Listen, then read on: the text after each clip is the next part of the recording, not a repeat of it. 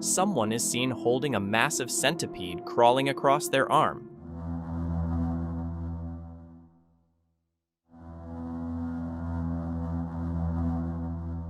It is an Amazonian giant centipede, one of the largest centipedes in the world, reaching around 12 to 15 inches long. This is not a harmless insect. It is a powerful predator known for its aggressive hunting and intimidating appearance. Its body is covered in tough segments, and its legs move in a rippling motion as it crawls. It also has sharp claws and venomous front pincers that can deliver a painful bite strong enough to take down small animals in the wild. Yet in the video, it is casually crawling on a person's arm like it is some kind of pet. This video is from Grizzly Gaz's channel, where he shares camping trips and quiet nights in the woods. On October 30th, 2022, he returned to a secluded spot he had visited before, looking for some peace. The night started off calm as he set up his new hammock and tested his gear. He planned to check out some strange things he had noticed on earlier trips, with his dog Fendi by his side. Look how creepy it is in here already. Beautiful, but creepy. Now you see this? My camp is down at the bottom of there, and then there's another steep banking at that side on top of that ridge up there. Right, so this is where I usually have my hammock set up across here, down there. But there used to be another tree here somewhere, but I don't know where that's gone. They've been trying to saw that down for some reason. Poor tree. That's where the stream is, where we come up. That's where the big banking is, where we were before. There's a path that runs along top of that ridge. Before settling in, Gaz looked over his campsite and noticed the steep bank, a blocked trail, and odd saw marks on a tree. He then set up a trail camera near the stream facing his camp and finished preparing his gear before the rain started. Once everything was ready, he got into his hammock as it grew dark, and the temperature dropped while the sounds of the forest began to change.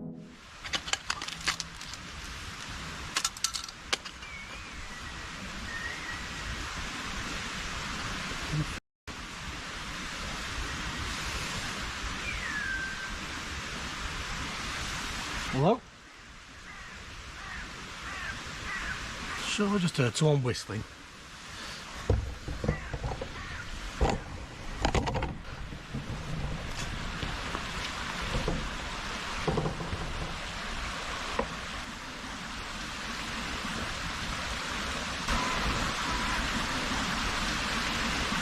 Hello? The birds are going nuts again. At least it's not them blackbirds that are going nuts. As Gaz sat quietly in the dark, birds suddenly started calling loudly and aggressively. Then a sharp, thin whistling sound echoed through the forest, rising and falling in a way that didn't match the wind or the stream. He looked around and called out, but got no response. Standing still, he tried to figure out where it was coming from, and moments later, the atmosphere became heavier and more unsettling. I use much light because I don't want people to know that I'm here, because you can see when there's light down here. One at times that I were here, I had a fire down here, and then I went for a wander up there. You're going to be able to see lights and stuff down here. What year is it, Amber? What year is it, Amber? Hello? Is there anyone here? Hello?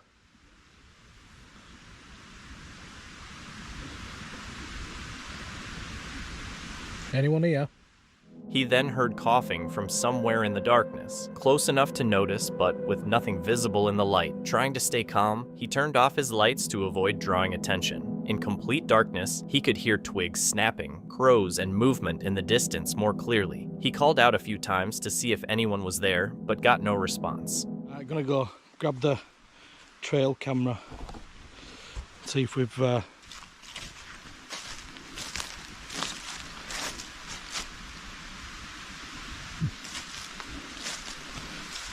shoot with that tree. Right there.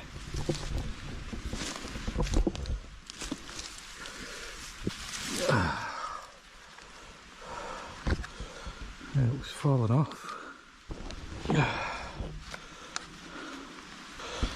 So bit strange. Gaz woke up, not remembering anything unusual from the night, but when he went to check his trail camera, he saw it hanging loose with the strap undone and the angle changed. Feeling uneasy, he checked the footage to see what had happened, but it only left him with more questions. Well, that's a f***ing bummer, isn't it? Which means they probably aren't caught out. Oh, look at this thing.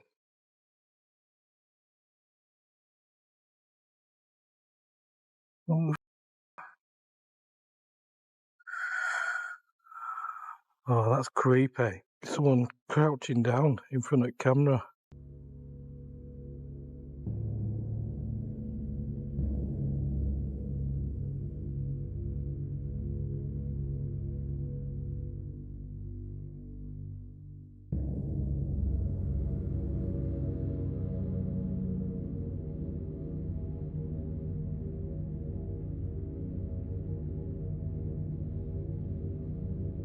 The trail camera showed a figure crouching right in front of it during the night. It wasn't clear, but the shape and how close it was didn't look like an animal. That was enough to unsettle him, so he quickly packed up and got ready to leave. The thought that someone or something had been nearby while he slept didn't sit right, and it left one question: who was out there moving around in the woods that night?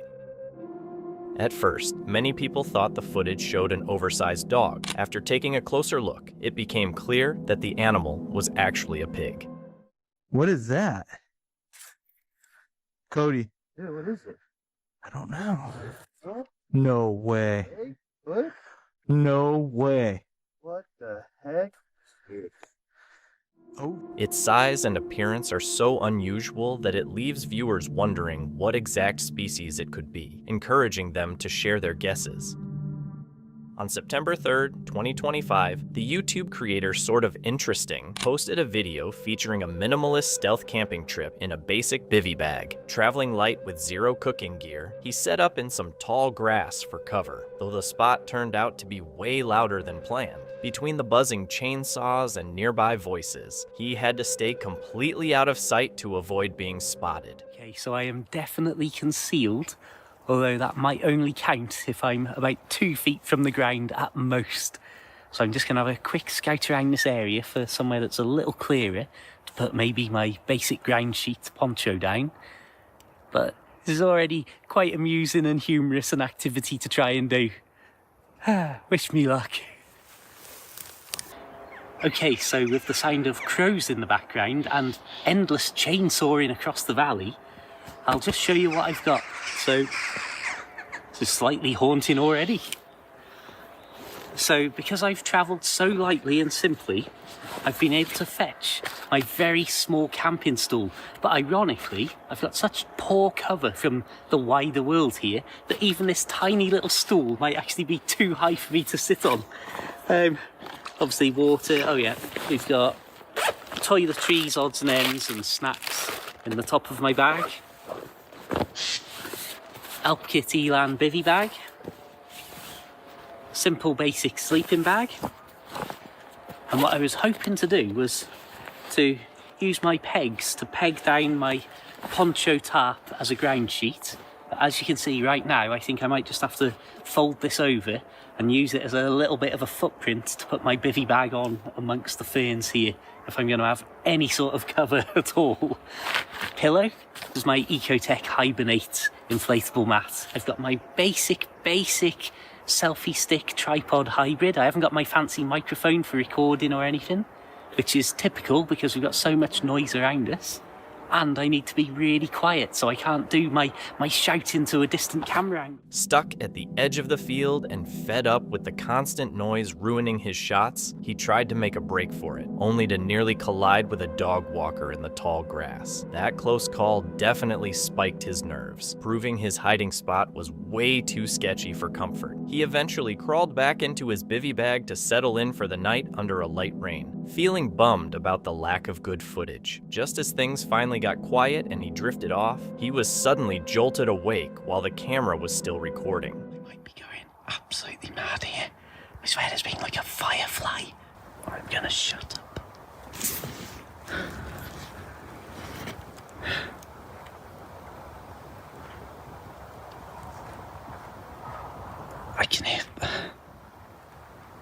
I think I can hear Footsteps. I can't. I am keeping an extreme low profile right now. I think that the laser was coming from the far side of the trees, but I'm not 100%. I don't think it was actually aimed at me. I think it was just shining a laser for the sake of it. But it's certainly woken me up a little bit. But to be honest, it's been quiet for about 10 minutes now, so I'm not too worried.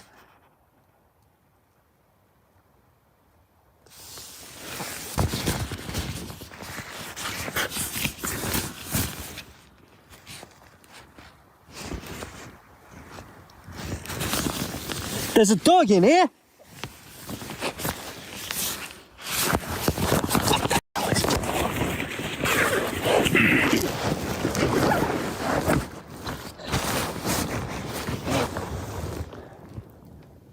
Here's that footage slowed down because I got such a poor quality view of the situation as I basically went from asleep to the most awake I've ever been in my life in the space of 1 second. When they were running away, I think it was a phone light rather than a proper flashlight of any kind. And I don't know if those lasers are one single tool or some sort of surveillance kit or something, I don't know. But I'm sure after I shouted, "There's a dog in here," which was the only thing I could think of in the heat of the moment, I'm sure you can hear a little exclamation from them, just a little... As a green laser sliced through the trees, the creator tried to stay calm, but things got real when a phone light beamed directly onto his shelter. Panic set in, and he blurted out, "There's a dog in here," to scare them off. It worked. He caught a quick shout from the intruders as they bolted into the darkness. Totally rattled, he didn't waste a second tearing down his gear to get out of there. Once I'd found my boots, I felt a little safer, but I immediately started to break down the campsite. One of the benefits of such a simple setup is that it took me literally less than 2 minutes to have everything shoved in my backpack and for me to be getting out of there. He realized his minimalist gear was a total lifesaver as he managed to pack up and vanish in under 2 minutes. What had felt like a cozy forest spot suddenly felt dangerous, leaving him to wonder who the intruders were and why they were scanning the woods with lasers in the first place. The England-based channel Paranormal Witness focuses on exploring abandoned homes while looking for solid proof of the paranormal. In this clip, they are sitting quietly in the living room of a house believed to have a dark presence inside. They try to provoke the entity by permitting it to open the drawers, and then something suddenly happens on camera. There's a child here. Come on, come open it, come play. I give you permission to open these drawers, these cabinets.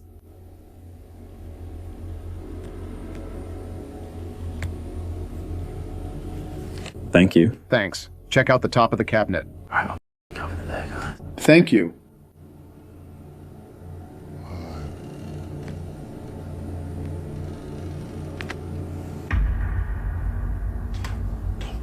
Oh my God.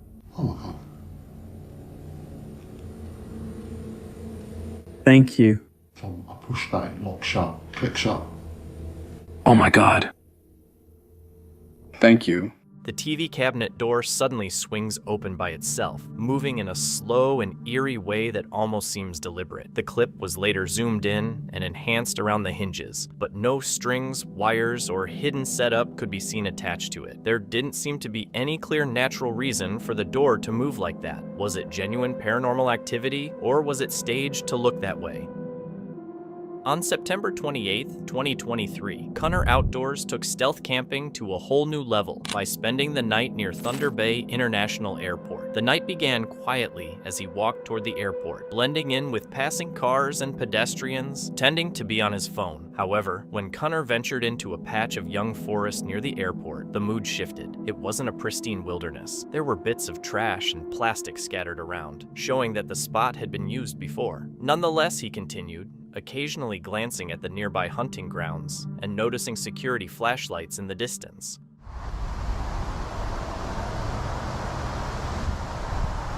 I swear I just heard an alarm going off, but I'm guessing it's not for me. Hold on. There's that worrisome thing that being this close, that they might actually have some kind of sensor. Not sure if you can hear it. But then I'm thinking the needles I just found over in that pile over there, which is scary.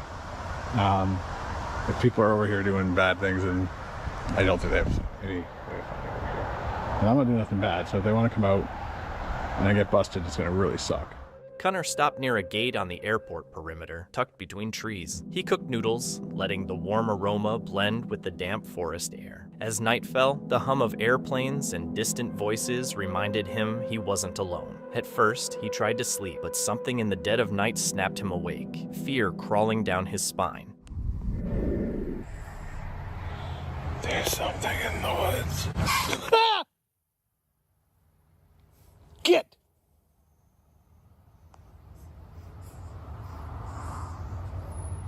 Security. And there's something in the woods.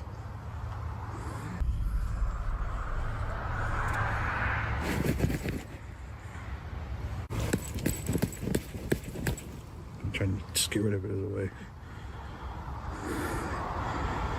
Get.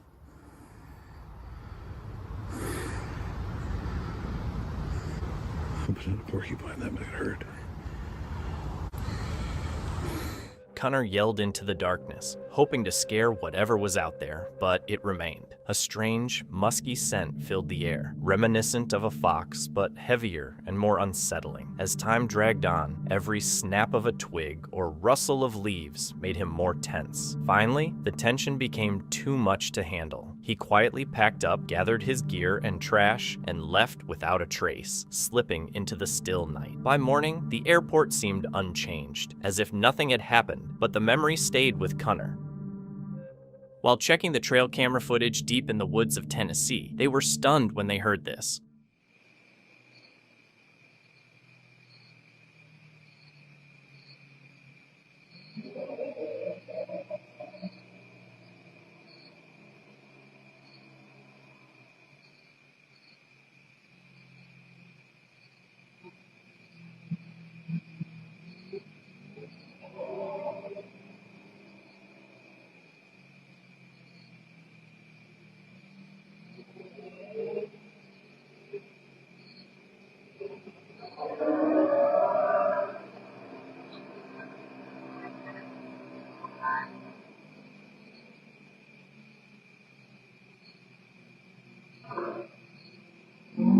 The woman who recorded it was sure it was Bigfoot. Later, her nephew shared the clip and mentioned that Tennessee is known as a Bigfoot hotspot. But the real question is, was it actually Bigfoot or just some other animal making that sound?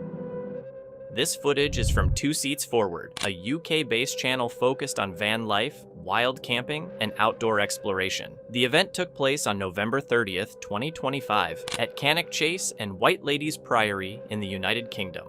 Scared? Give us a light. I'm trying to put the big one on. Are you scared? It's scary. Are you a little bit? Okay. Try again. We've got the lighting right. Paul just nearly fell down the bank. We've got a few people behind us. You can't see it over there, but that is Castle Ring. The group walks through the forest toward Castle Ring, an area in Cannock Chase known for its folklore and paranormal reputation. The woods are almost completely dark, with only their flashlights lighting the path and nearby trees. As they continue along the trail, the isolation becomes more noticeable, especially in a place known for strange sightings at night. Shortly after they begin their investigation, things start to feel off. Trying to come through because the K2 has flashed. Can I see here better? Use our energy. Use our energy to light up the lights on the K2. There's a lot of us here tonight. Do we just make you feel uncomfortable because there's a lot of us? A couple of us heard some whispering from here. I've put also 3 balls down that flash, that if you touch the balls or move the balls, they will flash as well. A K2 meter suddenly started lighting up, even though there was no clear electrical source nearby. At the same time, some of the group said they could hear faint whispering and felt light pressure on their backs. The sensations were subtle, but enough to make the atmosphere tense. I'm not moving, but my legs keep going backwards. But I'm not moving. Okay. I don't want to fall, but my legs keep going. Straight off the bat. You heard yes? Straight off the bat. Yeah. Go, if you want to ask a question? Parlez-vous français? Move round if you want to ask a question, Duncan. Are you male? Did you? I don't want to fall back, but I feel like, you know, like when the wind blows you, sort of move back slightly. Just like let my yourself legs want to go. go back. If you feel you're going, But I don't just let yourself physically go. The group starts a pendulum experiment using Jay as a human pendulum. He stands still with his arms relaxed and begins to sway slightly. They ask yes or no questions and use the direction of his movement as answers. Come back to the middle. Back to the middle. Stand up. My shoulders. Okay. Going backwards? Yeah. Okay. Have you got control of Duncan's body at the moment? Yes or no? Move forward for yes, backwards for no. Okay, stand up. Come back. Come back. You've got to drive it in, yeah? Then another participant, Duncan, takes Jay's place in the center. As the questions continue, he starts swaying more noticeably. The group interprets the movement as a response, believing it could be a teenage male spirit. Some of them also say the atmosphere feels heavier, especially since Cannock Chase is linked to sightings of a figure often called the Black-Eyed Girl. It's about to begin. What's about to begin? Are you using Duncan to communicate? Come out of Duncan. We command you to come out of Duncan and move out now. Move out of Duncan. You're not welcome in Duncan anymore. Later, they move to White Lady's Priory, another place known for paranormal stories. Right away, some people mention sudden cold spots. During a spirit box session, the name Ronald seems to come through, followed by a short phrase. Around the same time, Duncan reacts strongly, which leads the group to stop the session and tell whatever might be there to leave him alone. No one gets hurt, but the tension stays high, and they leave feeling unsettled, unsure if what they experienced was real or influenced by their surroundings and expectations. Rabbits are usually seen as small, fluffy, and adorable animals, but some can grow as large as a dog. The Flemish Giant is a breed of rabbit known for its massive size. Originally raised for meat. Over time, many people have chosen to keep these giant rabbits as pets, finding them just as gentle and appealing as their smaller counterparts. Keith and a friend were deep in the Alaskan woods for a typical metal detecting session, hunting for old relics and historical scraps. They're used to finding buried pieces of the past, but this trip took a wild turn when they stumbled upon something truly massive. It wasn't just another routine discovery, it was so significant that legendary is probably the only way to describe it. Alright, so me and Joe are coming out this old road, and we have to cross this giant little mud bog. So he crosses, and I'm just about to cross, and he says, "Hey, I thought I saw some kind of footprint." So we started looking, and check this out, guys. This is freaking crazy. Look at this.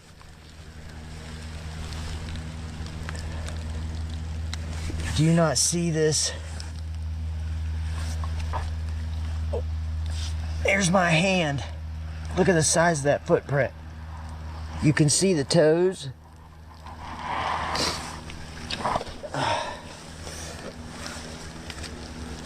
Wow. I think that's like a Bigfoot footprint, dude. Yeah, that's crazy. I don't see any others. Probably stepped here. It looks like a right foot. And then jumped. Over there and kept on going. Wow, that's crazy. Look, there's another big mud hole up there. Let's go up there and see if we might see another one. As they were trekking through the woods, they spotted a footprint so massive they actually laughed it off, thinking it couldn't be real. They kept searching the area without a care, and Keith later decided to head back to that same spot alone just to wander with his metal detector. The peaceful vibe didn't last long though, as a sudden noise nearby immediately put him on high alert. Well, it's getting dark on me. Down to my last target. Looks like a little wood, or... What's that?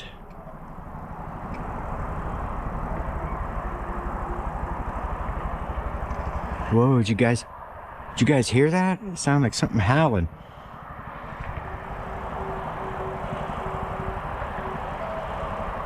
Still hear it. Sweet little box. Boy, that freaked me out. Ugh.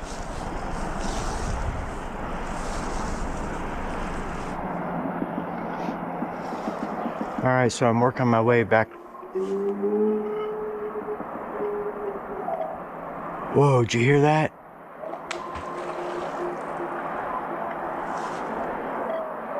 Oh man, something just threw something in the water right beside me.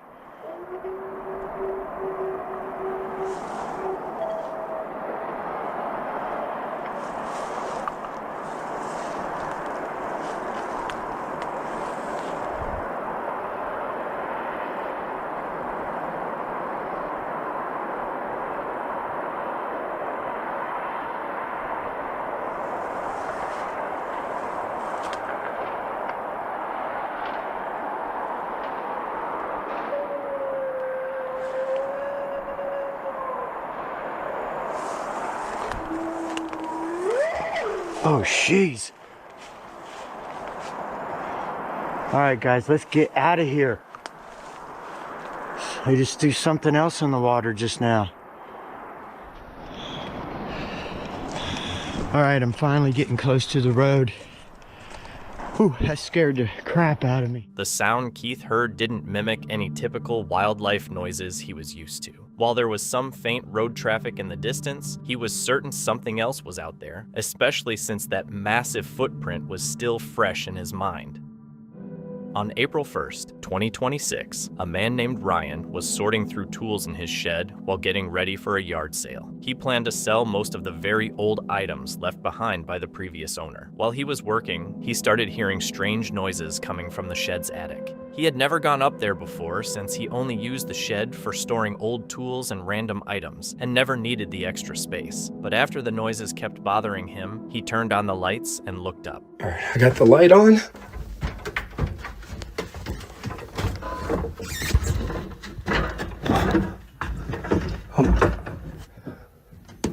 Listen to this. Listen to this. Dude, I'm telling you, man.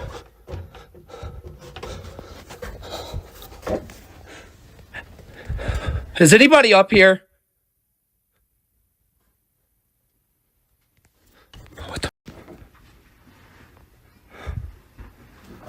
Dude, is anybody up here?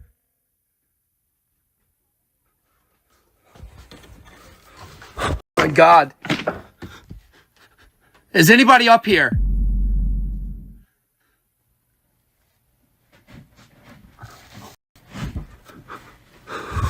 Hey, is it? Oh my God. A creepy face could be seen hiding in the dark at the back of the attic, slowly moving. Ryan didn't notice it at the time and only caught it later while editing. But even then, the moving trash can had already freaked him out. After that, he installed a doorbell camera, and a week later, it captured something else.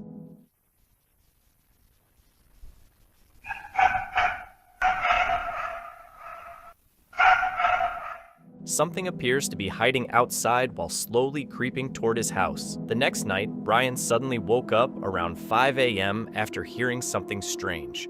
Listen to me right now. It is 5 o'clock in the morning, and I hear something coming out of my window. Oh my God, I had the light on. There is something walking around outside of my window.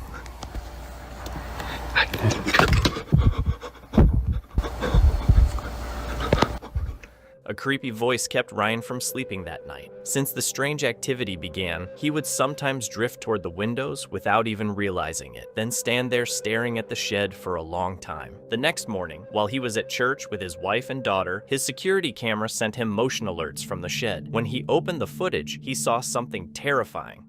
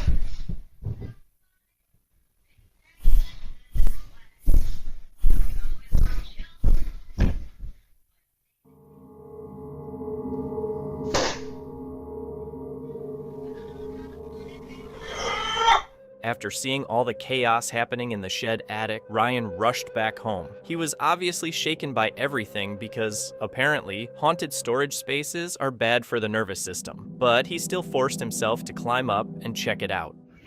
I'm actually scared to go in here, seriously. Like, I just got home and I saw this happen in my shed, man. Like, man, this is crazy. I'm scared to seriously go in here. So either I'm gonna call the police because there's somebody up here, or I don't. I'm gonna stop doing it. Hey, there's got to be someone up here. You know what? I'm not even going around. Hey, there's someone up here. Hey, who's up here? Come on, I'm turning this camera around. Hold on, I gotta start. Dang it, I gotta. Hey, who's up here? Who's up here? Come on, I'm not playing around. Who's up here? Hello?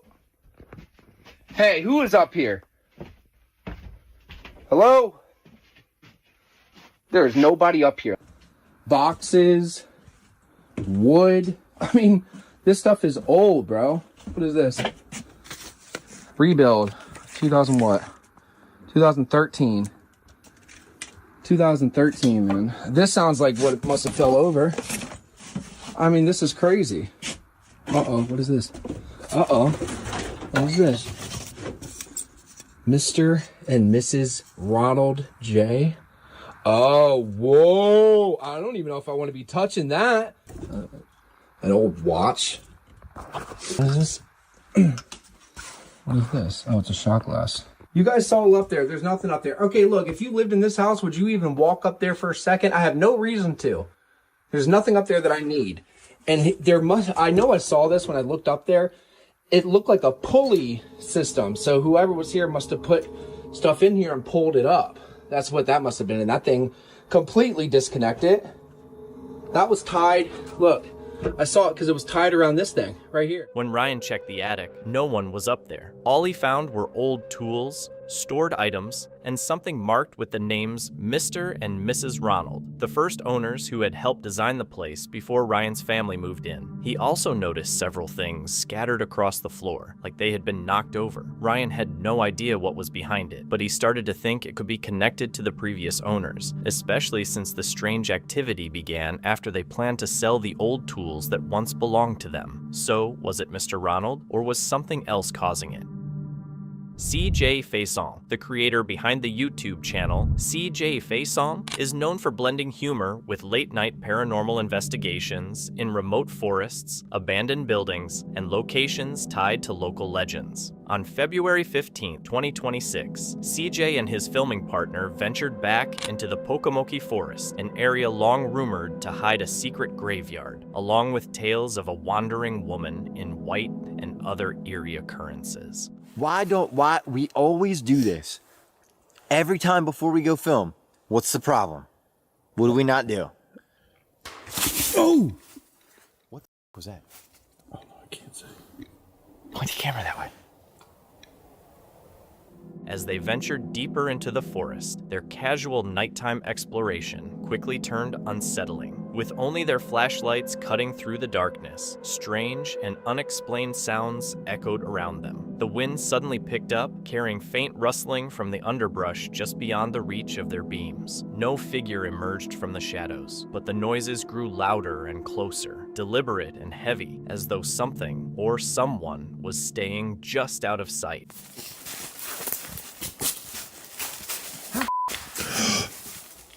Sonny, what the was that? Dude, it sounds like something knocking on a tree. I gotta pee all of a sudden. Oh, God. It's gonna be cold. Everybody here is cursed. Oh, that's good to know. Out of nowhere, a loud crack shattered the stillness, startling them both. They froze, hearts pounding, searching the darkness for any sign of what caused it. After a brief, tense silence, they laughed it off, reassuring themselves that it was just a branch breaking. Little did they know, the signs they ignored were about to lead them to something far more frightening. Maybe it's not. Look at this thing. Dude, that's for sure a tent. That's legit a tent. Think anybody's in it? I don't think so. The question hung in the air. Were they really alone, or was someone still inside? Despite the growing fear in their stomachs, curiosity pushed them forward, drawing them closer to whatever lay hidden in the darkness. Dude, there's leaves all over the top of this thing. Somebody just left this shit here. Oh, oh my, oh. Dude, I almost walked right into that. Oh, what the is that? Look, look, look. Oh. Damn it. Yo, that is a machete, bro. Knife. Don't touch that. Don't touch it. So, look at them bitches, dude. Oh my gosh, it's like razor blades. Dude, there's a light on. There's a light on. There's a light on inside the tent. Dude, what if there's a body in there? You don't want to see inside. Hello? Ignoring the growing danger, they made a choice that would change everything. What was that? What? Oh my gosh, look at this. Bro, look at this. I'm not joking. Look at this. Put the camera in there. No, to the left more. And down. Inside the tent, they found disturbing evidence. A container filled with urine, stained pants on the ground, and scattered snacks. Cheetos, pretzels, a corn dog, and a Snickers bar showed someone had been there recently. Oh my! Oh! Oh! Oh my gosh!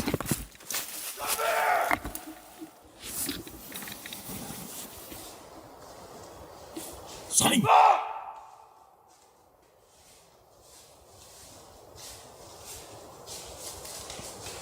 Sonny! Who's that? Is that you? Where are you at? Oh my! What the hell, dude? Ow! Ow! You alright? No! Ow! What the hell? Look at My that. back! Oh my god! Dude, I can't see anything. Let me see your flashlight. Stop. CJ, you got a dude. You got an arrow sticking out of your back. Holy! Wait a minute. God. Dude, that is a Light off. dude. What? Turn the light off. You got an arrow sticking out of your back, dude. The son of a bitch shooting the bows and arrows. Shut up. Did he really me? What? Did he really? You've got a goddamn arrow sticking out of your back. Do I take my backpack off?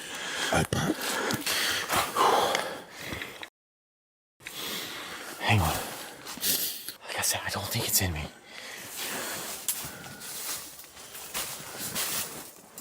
Where is it? Oh It's my! in the front.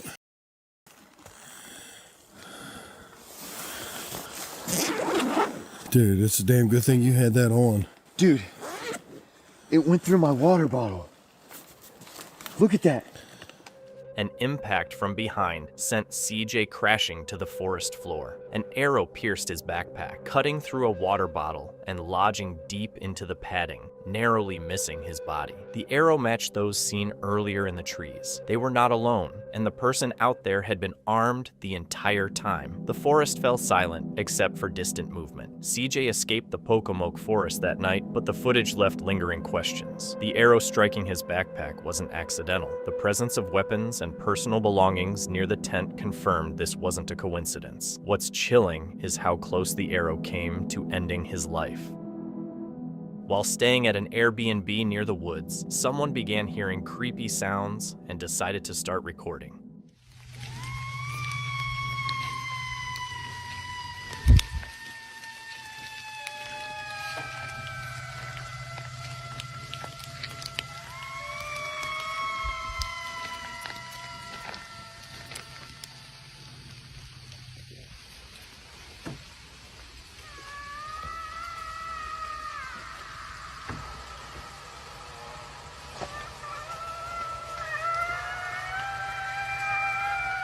Still feeling uneasy, they chose to go check it out. As they followed the sounds deeper into the woods, the cries got louder and sounded more real. Then, just beyond the tree line, everything suddenly stopped.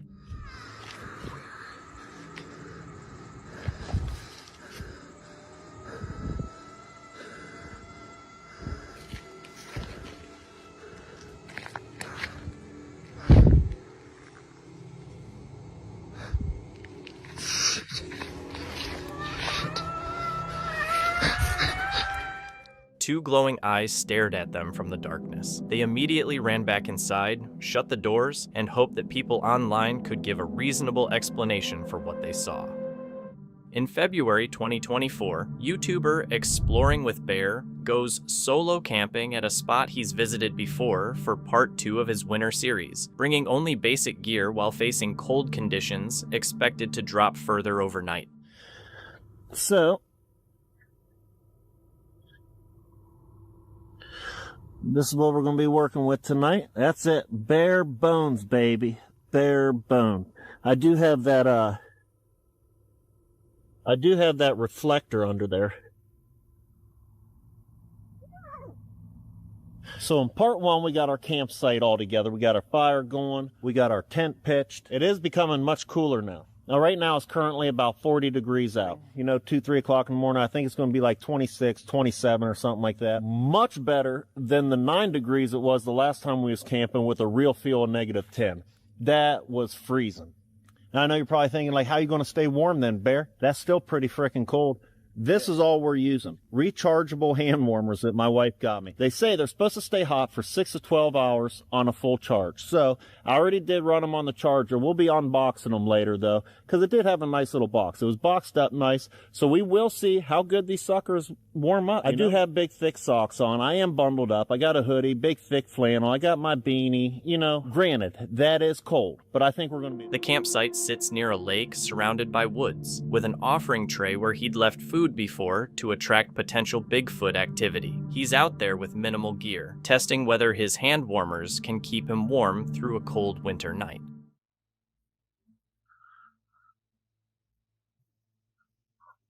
So yeah, in part 1, I had mentioned that this time I was going to do no knocks, no whoops, and leave them no food, because you guys have been commenting that all those things are bad to do. Back in the tent, and the hand warmers are... So they've probably been run. Sorry guys, I think I'm going to try to get a little bit of sleep. And if I wake back up, I'll check back in. If I don't wake back up, I'll see you in the morning.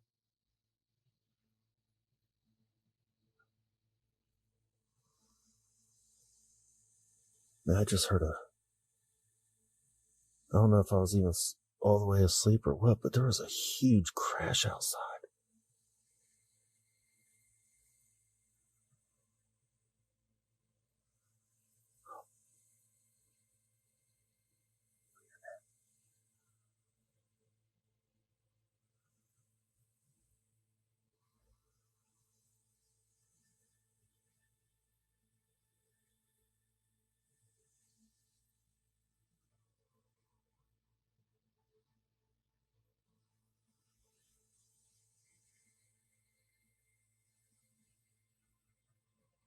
There's more than one.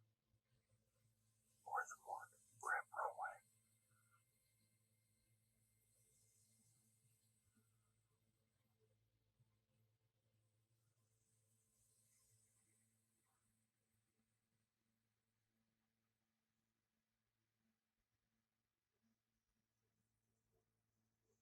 Something is standing right outside of the tent.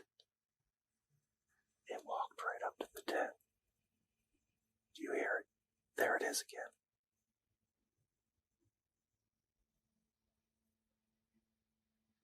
What the heck is that?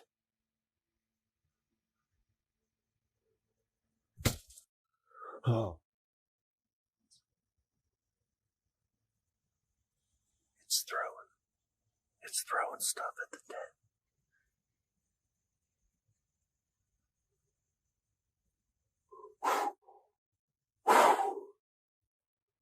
I'm armed.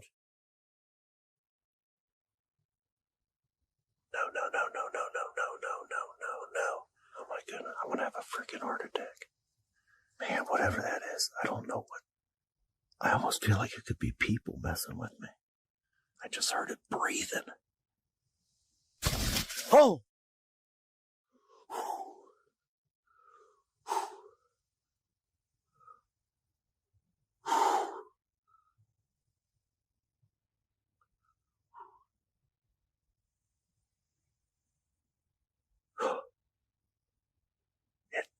I can hear it.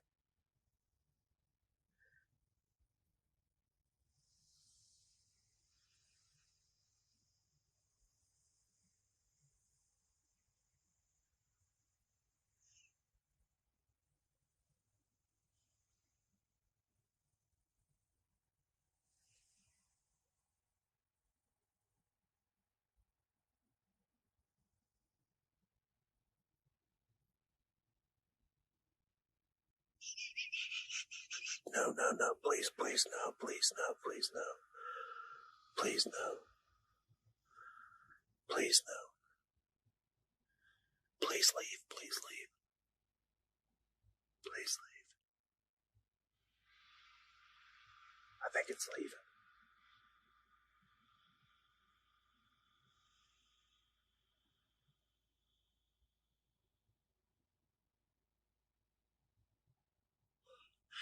So it's been about 5 minutes and I haven't heard anything.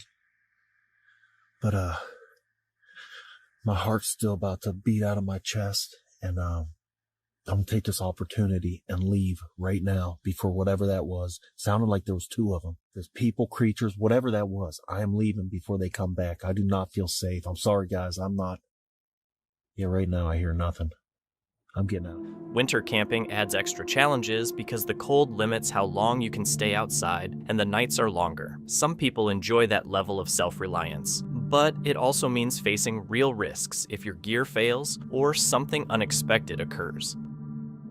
A car owner recorded a strange moment when a clawed creature with a pink tentacle-like nose emerged through the car's air vents. The animal turned out to be a star-nosed mole, an underground dwelling species known for its unusual appearance. Okay, for real. No, that's crazy. It's just stuck in place. The encounter serves as a reminder that nature can appear in the most ordinary places, even finding its way into something as unexpected as a car's AC system.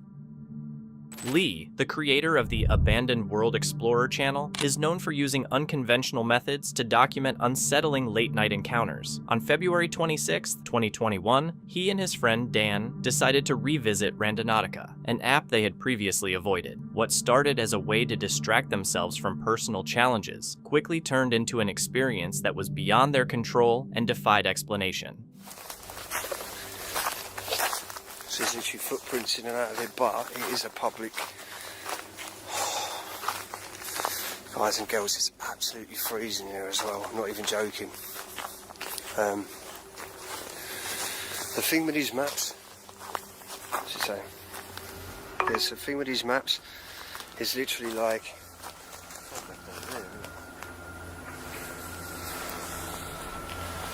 What should we do? Just walk over and down, or do you want to go straight down?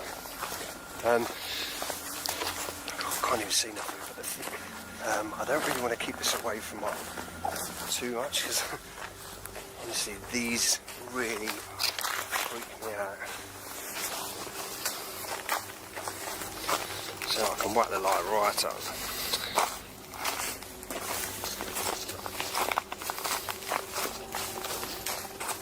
But literally just it's freezing. You're not cold? A little bit.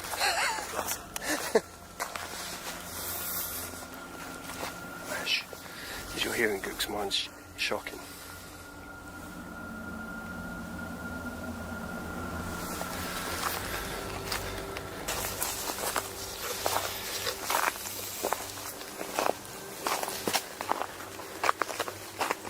Oh, it's real noisy, the ground. I want to see people, explorers. This is my sort of thing. I'm not really into all this, but I just feel like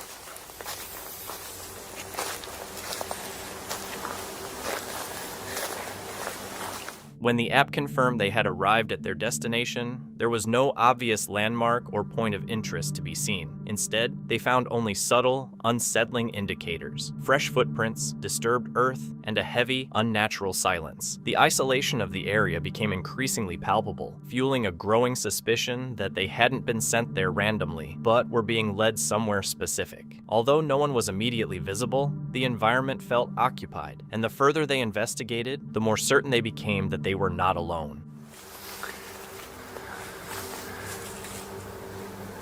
there's someone over there. There is. Sure, that's a tent then.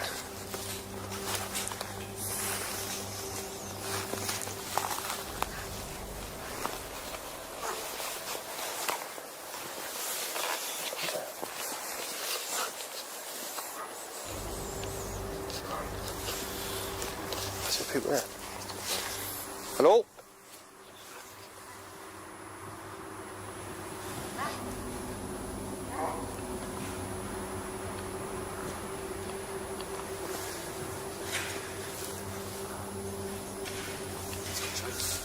chainsaw? Ain't chainsaw. Is that chainsaw?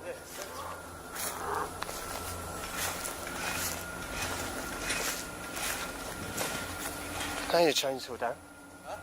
That's not a chainsaw. Hey? Oh,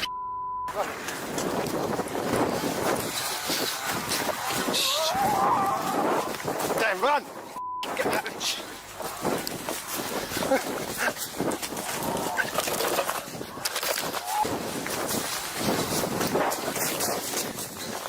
Fuck leg.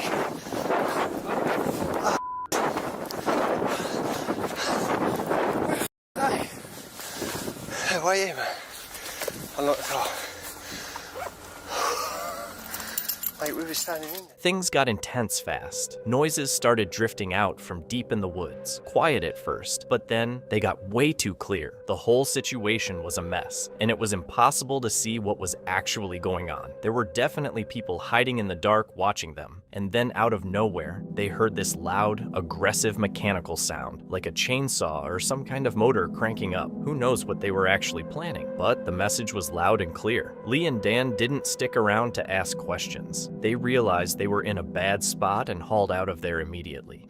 Yeah, to the tree where we was. But as we was coming out there, there sounded like there was one over there, and it sounded like there's more than one in there. Yeah.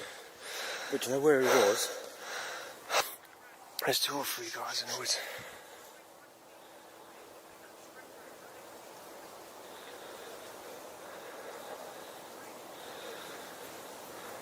Hello? Yeah, there, Dave. Get them over, get them over. Where?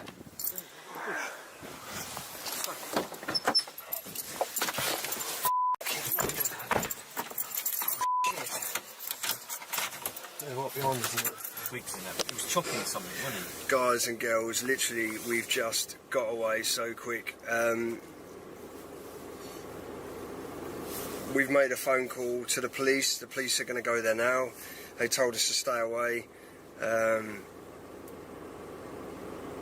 don't know. It was so hard to see anything, but I didn't see the tent, but Dan see the tent 100%. Like, and he kept saying there's a tent there. So yeah, and hopefully you'll be able to see at this end of this footage where we put it back on the PC. But this is why I don't do running autocar. So many times we go out and find nothing, and another time we come across weird stuff like this, and I literally just can't get over it to think that straight away, like, I'm not even kidding, I don't know, Dan said they was sounding like it was chopping up stuff.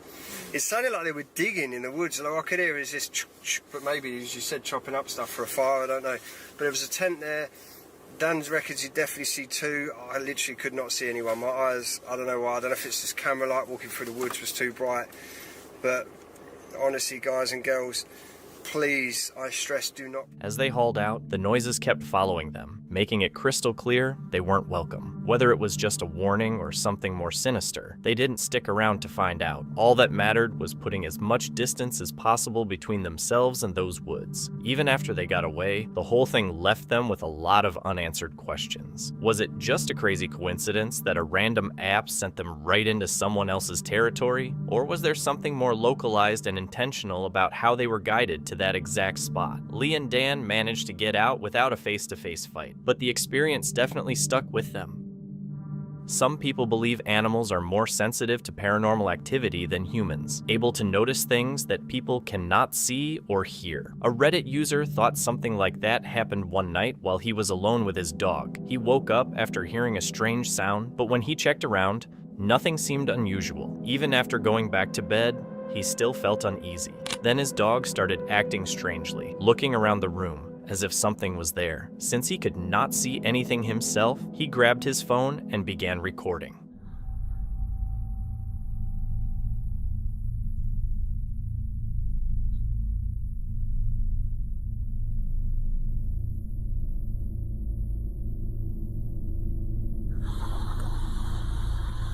Hey, look at that. What are you doing? Hey, Cheese. Hey, Cheese. Hey, Cheese, buddy. Cheese, cheese, cheese, cheese, cheese, cheese, cheese. The cheeseburger. Behind his dog, a curtain can be seen moving as if something or someone is hiding behind it. As soon as the Reddit user noticed the movement, he threw his phone aside and checked behind the curtain, but nothing was there. He now believes something paranormal may have been in the room that night, and that his dog sensed it first. Awakened Avenue, a camping and adventure YouTuber from Virginia, is out on the Appalachian Trail in this video with a few friends, setting up camp after a long day of hiking. Spirits are high, everyone's tired but satisfied. It was supposed to be just another peaceful night in the woods.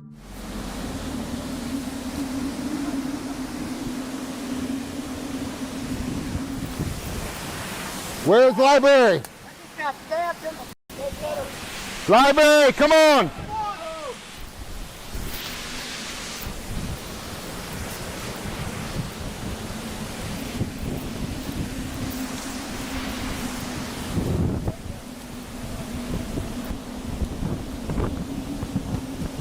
We just had a tree come down on top of us almost. It is whipping.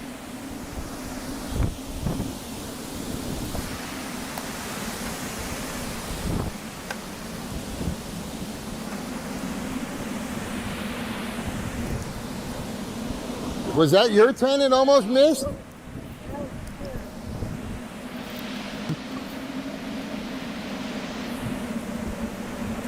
Holy moly.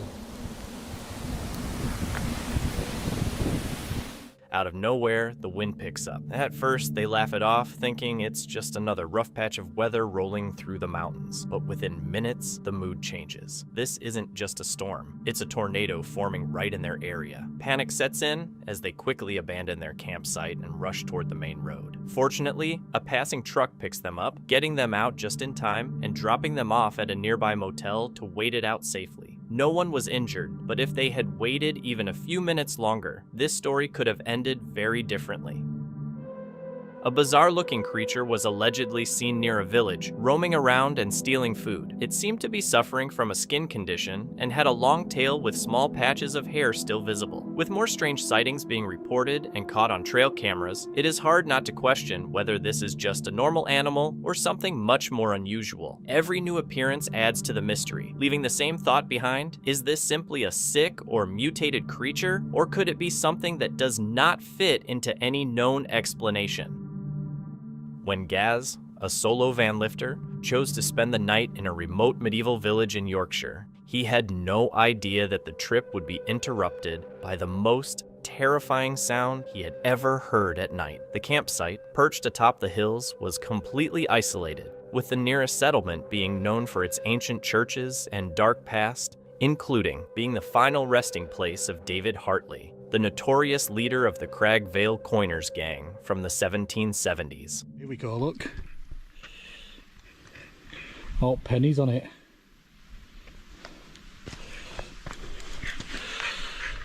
David Hartley, 1770 to 1779.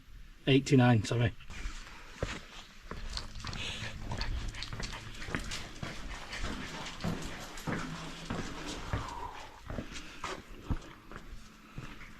Wow.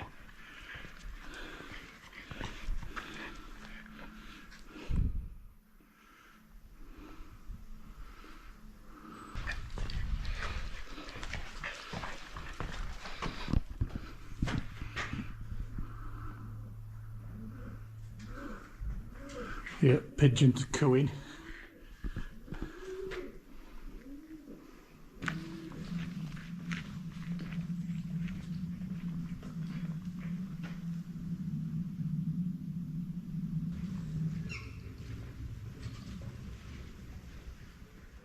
As evening approached, Gaz returned to his campsite, finding the entire field completely empty except for himself and his dog, Fendi.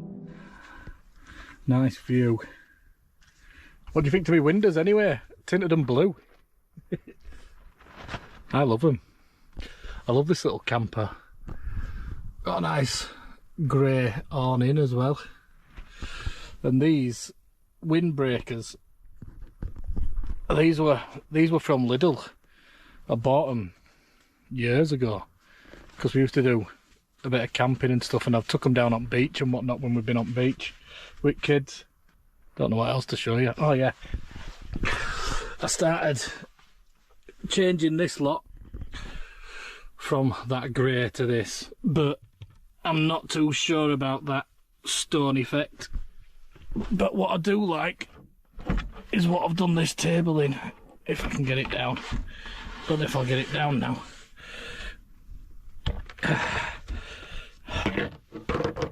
I do like that. So I might do all that in wood just to break up the grey a bit. Because everything's grey. I've got some new seat covers, which were, I think they were like 16 quid. PU leather from China. Oh, let me put that back up there. Oh, it's not going to go up there now, is it? Hold on.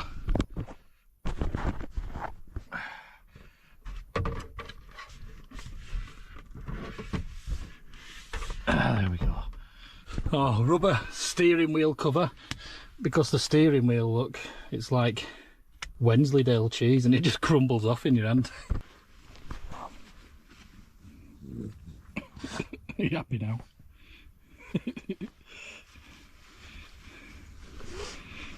There we go. She's just been scratching about for about 10 minutes. Try and get comfort. The remote location offered complete silence. No traffic, no neighbors, just the sound of rainfall creating a steady white noise that soon lulled him to sleep. But the peaceful rest didn't last. Deep into the night, something suddenly jolted him awake. I ended up lying down for a bit, but I ended up just drifting off to sleep. Oh, it's been peaceful though. But I've just woken up to what sounded like someone screaming. I can't figure out what that is.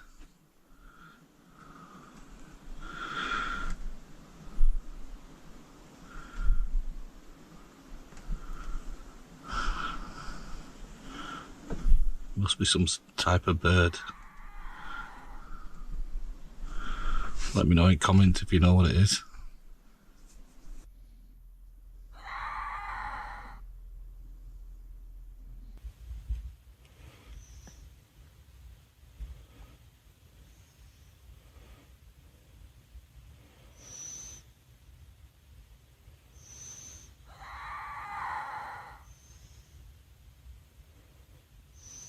There was no one else at the campsite, no other vehicles, no other campers, just Gaz, his dog, and whatever was out in the darkness screaming. He stayed awake, listening closely, unable to shake the feeling that something was very wrong. The isolated spot that seemed so peaceful by day now felt threatening and exposed. Morning eventually came, and Gaz survived the night in the remote Yorkshire hills, but the memory of those screams echoing through the darkness lingered long after he left. For anyone daring enough to camp alone in isolated places, it's a chilling reminder. Sometimes the most terrifying sounds come not from inside the vehicle, but from the darkness surrounding it. A real animal with an almost unbelievable name, the screaming hairy armadillo, sounds like it belongs in a fairy tale. Instead of claws or speed, it relies on its loud, shrill screams for protection. When danger approaches, the noise is so startling and irritating that predators often back off and leave it alone. Grizzly Gaz is a UK-based outdoorsman known for solo camping and wilderness exploration videos that blend adventure with local mystery. On October 30th, 2023, he ventured deep into a woodland area steeped in eerie folklore and historical accounts of pagan rituals. His content often highlights the unsettling atmosphere of these remote landscapes, connecting the physical journey with the dark legends tied to the land. Oh, does this look like a pagan ritual site? I'll tell you one thing, it looks creepy, so let's camp here, shall we? As darkness settled, Gaz finished setting up camp and began preparing dinner, attempting to enjoy the quiet evening. However, the initial sense of calm was short-lived, as the heavy weight of isolation began to set in, signaling that the peace of the night would not last. We love a bit of bacon, don't we, pal? Right, let's go for a walk in dark now, and we'll go see what that place looks like, because it's absolutely pitch black now.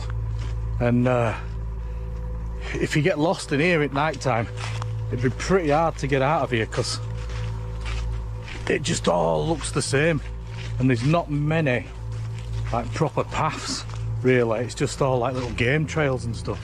After returning to camp from an exploration of the woods, Gaz noticed an immediate shift in the atmosphere. The silence of the night was soon interrupted by the first unsettling events, marking the end of the evening's calm. I don't think it's for me, in that. It was absolutely scorchio inside tent.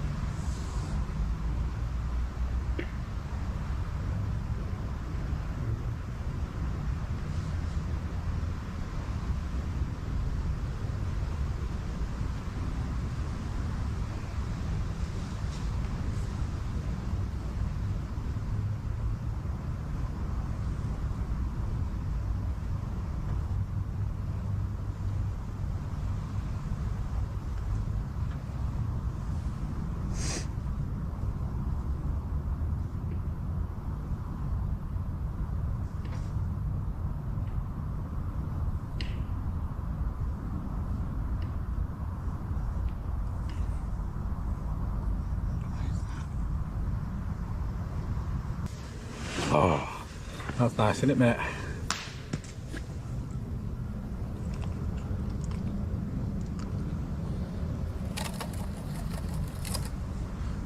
That were a big branch, wasn't it?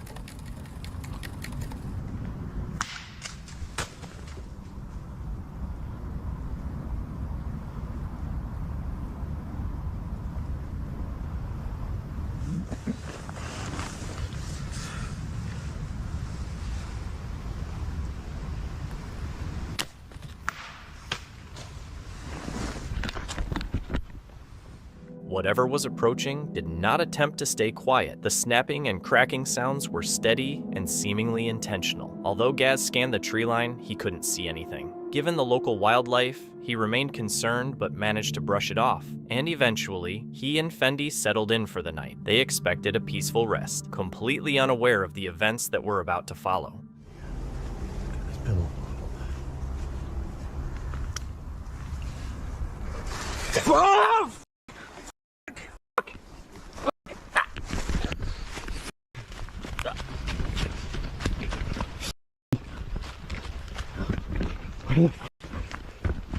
Fendi! Fendi! Come here, mate. Oh, you're right. What the f was that? Guys. Mate, come on.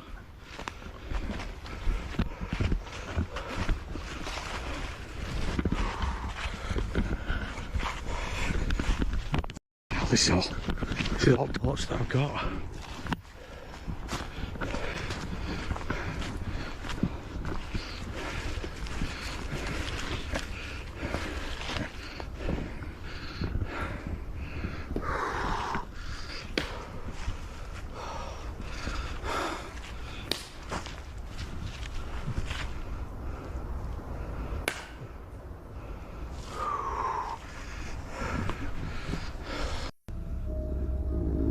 Alright, mate, I know you're shaking. Come on, chill out, it's okay.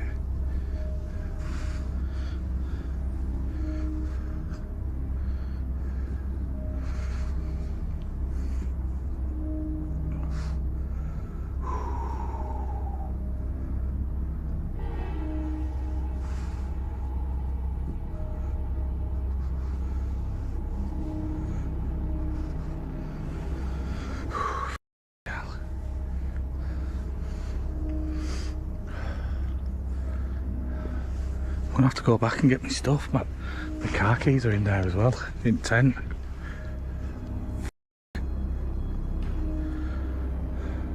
After waiting in the darkness away from his camp, Gaz realized he had to return to the tent to retrieve his car keys. Forced to go back despite the fear, he began hurriedly packing his gear to make a quick escape. However, the footage ends abruptly before he can finish. A subsequent explanation from Gaz clarifies the reason for the sudden cutoff. When I was packing up, I managed to get my my sleeping bag and everything and get that in my backpack. Then I heard loads and loads of screaming, like shouting, from men, and it sounded like there were about 20 or 30 of them. And then they all started running, and it sounded like they were coming towards tent, so I just grabbed my bag and off skis, because my keys were in my bag. When Gaz returned to the site the following morning, he found that nearly all of his belongings had been taken. The only thing left behind was his tent, which had been slashed open, a chilling message that his presence was not welcome. Realizing that staying any longer could have resulted in a much more dangerous outcome, Gaz left the area. Although he escaped without physical harm, he later recounted the experience as one of the most terrifying nights of his life. Jack had appeared on the channel before and is known for collecting old antiques and supposedly haunted objects. Since then, he moved into another old house from the 1920s, bringing some of those items with him. Soon after moving in, strange things started happening, making him think something may have followed him. One day, he heard banging from the living room downstairs and went to check.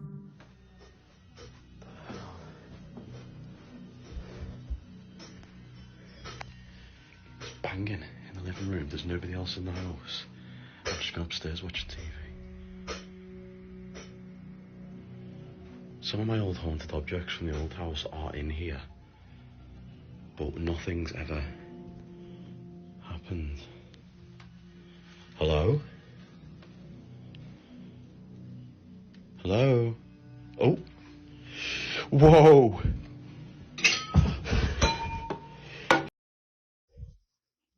Oh my god. What? What the hell? Whoa. I am not staying in there. Oh my god. Oh, it's even colder in here. What is that noise? Hello?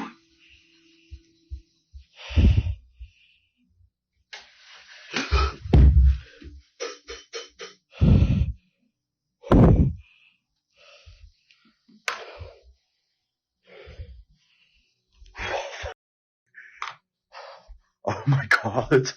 Well, it looks like my objects are back at it again, doesn't it? What the hell? What the hell? What the hell?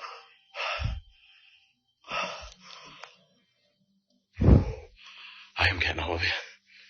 What the hell? The TV shuts off by itself. The cabinet door swings open, and more strange activity starts happening around the house. Jack doesn't know which item could be causing it and starts wondering if he should stop collecting haunted objects altogether. Real ghost or not, the situation clearly has him shaken. Brad, known for documenting his outdoor adventures across Ontario, set out on a solo trip into a forest tied to the legend of the Blue Man on February 19, 2026. The outing began as a quiet night in the wilderness, surrounded by trees and winter silence. However, from the start, an unsettling tension lingered. What was meant to be a peaceful escape quickly turned into something far more disturbing, revealing that in the wilderness, solitude is never guaranteed. Place is basically plagued by this phenomenon known as the Blue Man. And get this party started. So let's go, guys. I accidentally put the light in my eyes. That wasn't fun, was it? Okay, we're going to. Whew. Oh, I heard it again, but I heard like movement, like there was running.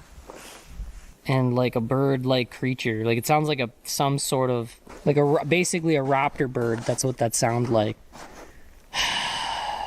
I heard that running though. I don't know if the camera picked it up or not. Coming from over here. Okay, I'll go down. As Brad ventured deeper into the woods, a sudden hissing or snarling noise broke the silence. It sounded animal-like, but unfamiliar. He sensed movement again, though nothing clear was visible. Assuming it was just wildlife, he dismissed the disturbance and continued to his campsite. Once there, he set up his shelter, leaving a small opening at the top. Show you the opening because I have to go in the snow to kind of show it, but few walls up. Obviously, if it rains, I'm out of luck because I left an opening at the top, but I kind of wanted that and stuff, so. Brad lay down inside his tent and drifted off to sleep, leaving his spirit talker device running beside him. Later, in the middle of the night, he was abruptly awakened. We were butchered with our stomachs empty. Pieces of my body scattered. Will you help me find them?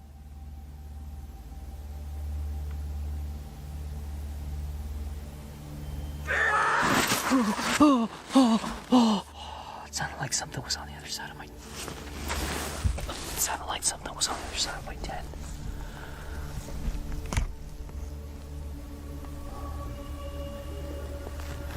That scared the hell out of me. There's something out there.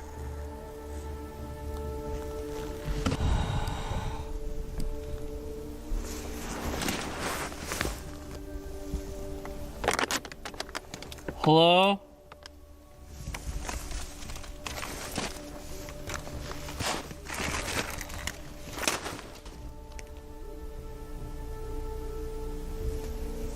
Loud knocking sounds echoed outside the tent, followed by softer tapping. Then a sharp, piercing scream shattered the stillness of the forest. The sound seemed human, not animal, and immediately snapped Brad awake. Fear surged as he tried to process what had just happened. He looked outside but saw nothing. No one. No explanation for the scream. Staying alert, he scanned the area around his tent and noticed something strange. Small, wooden, egg-shaped objects placed near the corner of his campsite. The sight only heightened his fear. Found this outside my tent. They look like little wooden eggs. I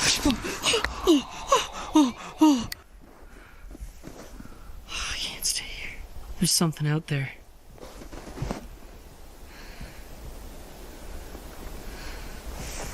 We better go. I better go. I can't stay here.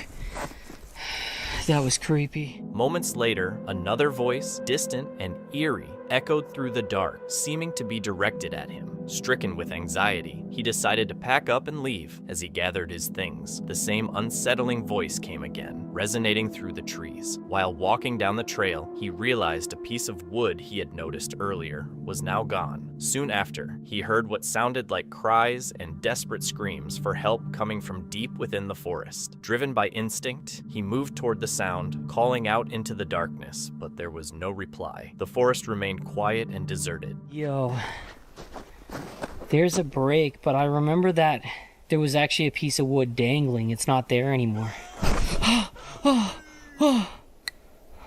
Hello? Oh my goodness. I don't know what's going on. I could hear somebody screaming help. Sounded like some guy. Let's go. Let's go check it out. Oh man.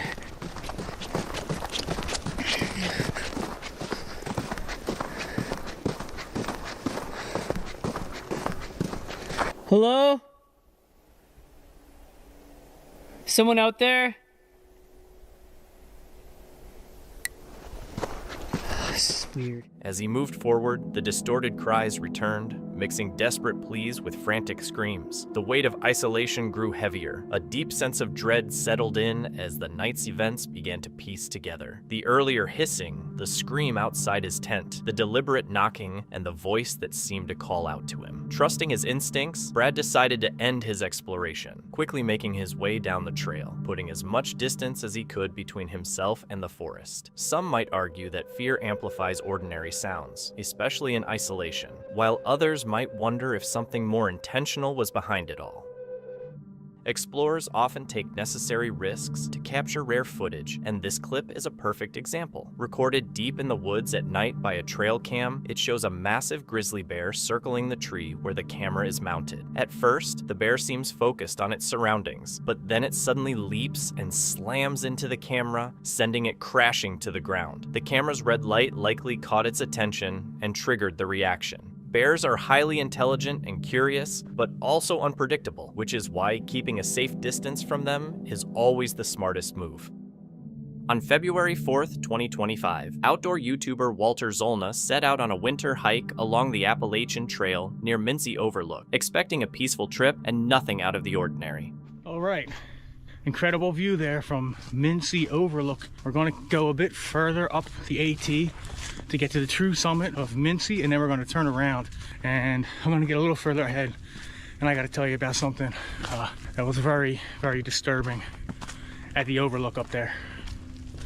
Really creepy. While filming and talking to his viewers, he begins hearing movement in the brush behind him, which he initially assumes is just small animals, something common in colder weather when dry leaves make sounds carry more easily. But as he keeps walking, the noise doesn't stop and seems to follow along with him. To get a little bit further up the trail, get some distance from the overlook before I put the camera down and talk to you about what just happened up there. Not the kind of thing you want to have happen on a beautiful day on a hike like this. Downright creepy stuff. All right, we are on top of Blue Mountain, the ridge that basically the Appalachian Trail follows this ridge all the way through Pennsylvania.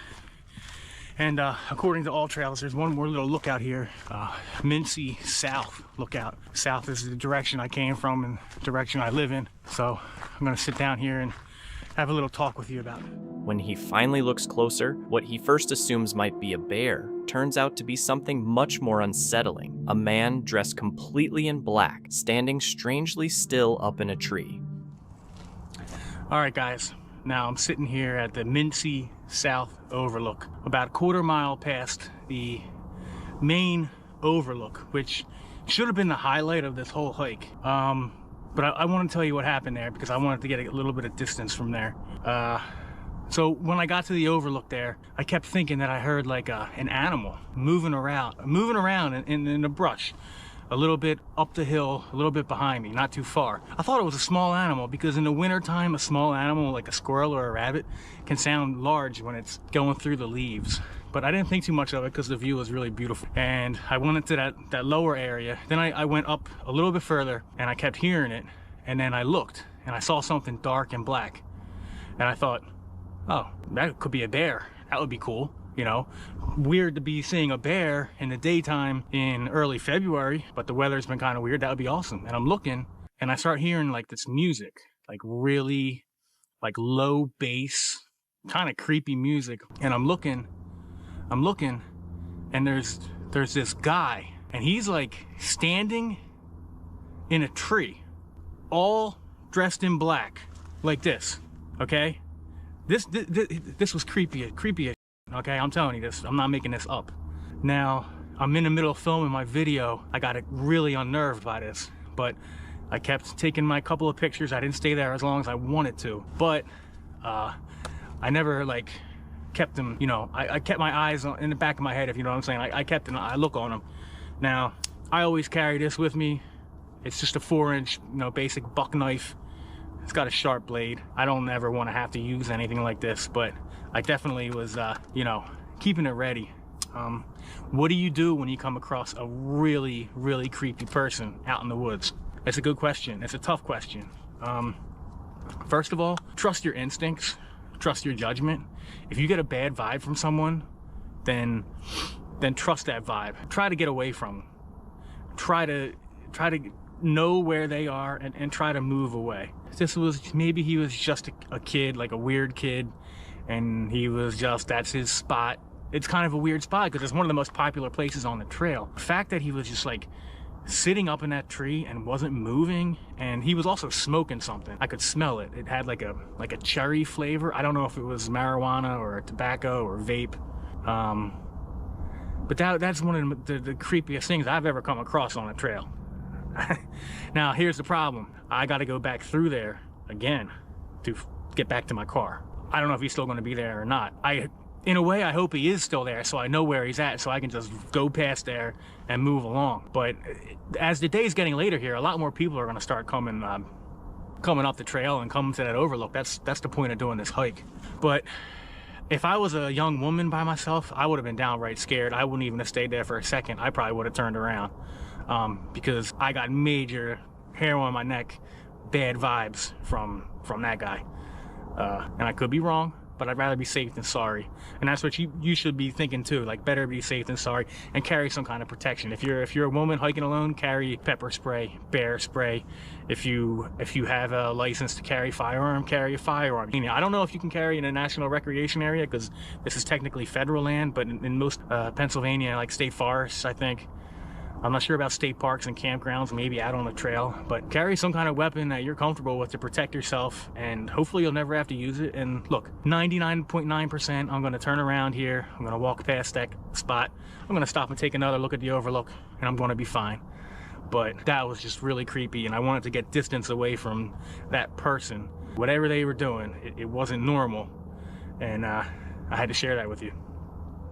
The situation becomes more intense when Walter notices a faint, rhythmic sound that almost sounds like music, along with the smell of smoke in the air. Feeling uneasy and exposed, he decides to leave the overlook early, staying alert as he moves away and ready to defend himself if needed. Moments like this show how unpredictable people can be, often feeling more dangerous than wildlife in remote areas, leaving the question of whether it was just someone acting oddly or if Walter got out before things could have taken a much worse turn. At first, the footage appears to show a giant paranormal creature, which excites and shocks the viewer. That's heavy. That's heavy. Oh, now I'm freaked out. That is heavy. But after closely examining the clip, it becomes clear that the footage is fake. The narrator expresses frustration at people creating false paranormal content, calling it misleading and stressful, and concludes with a firm verdict that the footage is not real. A video circulating online has caught widespread attention with claims of a real dragon. The creature shown has no wings or legs, appears far smaller than dragons described in legends, and is seen crawling up a rock. These details make the clip difficult to take at face value. The question remains whether this is something unknown or simply a clever illusion. Lee, the creator of the Abandoned World Explorer channel, is well known for his late-night visits to isolated sites, abandoned buildings, and locations with dark reputations. On June 20th, 2021, Lee and his team embarked on a series of random location challenges, a journey that pulled them into unfamiliar surroundings. What was meant to be a spontaneous night of adventure soon spiraled into a situation far more disturbing than any of them had expected. What's the matter? Huh? Where is it? What's that, the woods? Yeah, I don't normally go down that bit. So that we've got to go across there. Guys, it's 6 minutes. 6 minutes away, it's not even that far. It's 6 minutes away. And yeah, let's go. Mate, how creepy it is up here, bro. It's dark, eh? It's the woods. Can't even literally focus, man.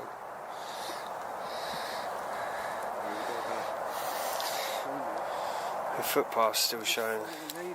Up there with that. Pin's up there, bro.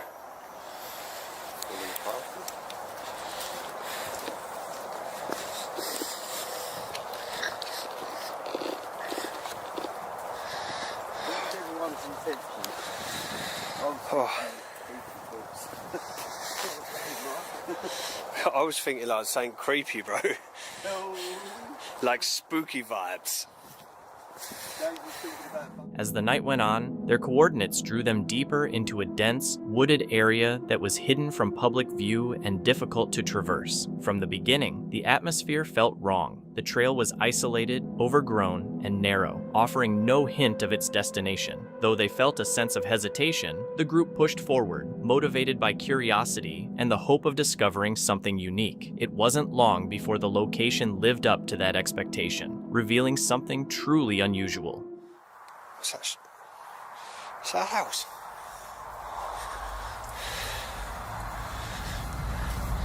Hey boys, there's a lot of structure. There's a lot of structure over there. That was there. Yeah, no, it's there. Pin's right there, bro. It's in front. I'm going up there. I don't know.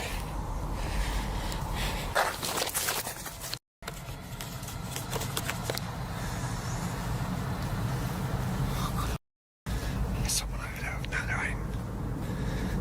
There's a fire, bro. No, it says keep up. Someone's living here, bro. There's no one here. There's no one here.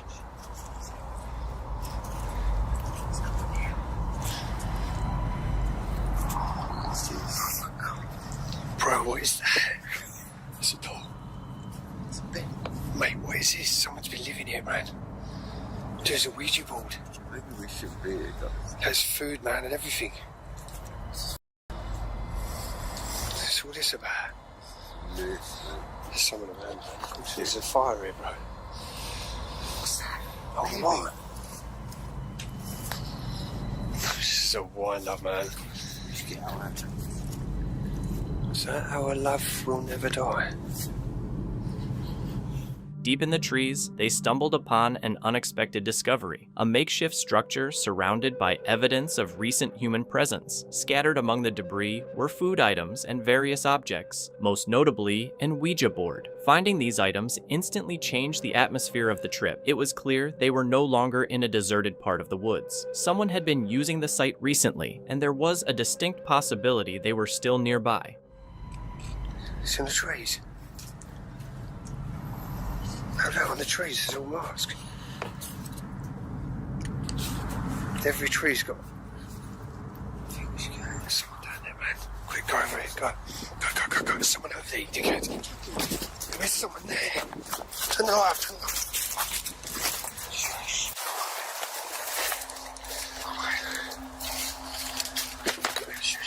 There's someone over there. Someone's there, look.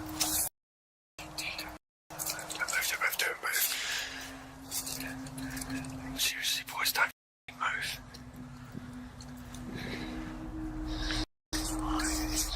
See, someone told you someone there. We need to get out. We need to go back that way.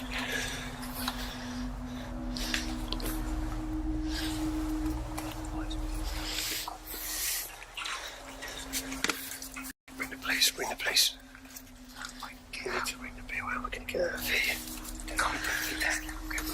Get that. A figure briefly appeared in the distance beyond the structure, partially hidden and watching the group. Though the encounter was sudden and the figure's features were unclear, its presence was unmistakably real. While it didn't approach right away, the mere sight of someone watching them triggered immediate panic. As the group tried to process what they were seeing, further movement confirmed they were being observed by more than one person. Realizing they were far from alone and facing an unpredictable situation, they were left in a state of high alert, and it wasn't long before the situation escalated. We need to get out of here now, James.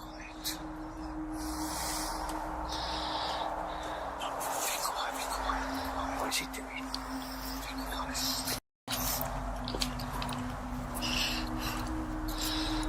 Boys, we need to get out of here now. I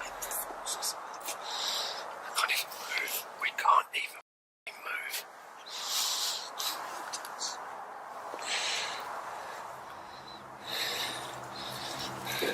Whoa. Say so. Ring the police now. Police. I'm not even joking, boys. Ring the police.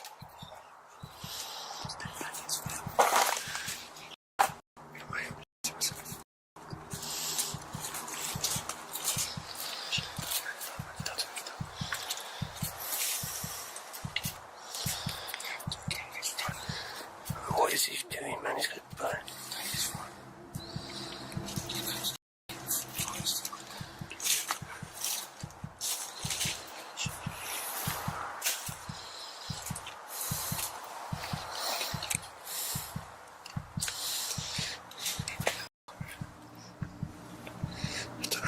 How do we even get out of here? The situation took a rapid turn for the worse. The figure became increasingly unpredictable, shifting positions within the shadows to remain just out of sight. Unable to determine the person's intent or safely identify who was watching them, the group decided to retreat. What had started as an unsettling environment had now escalated into a direct and credible threat.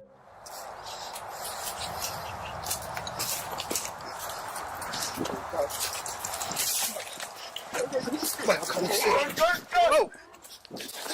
I can't see! Go!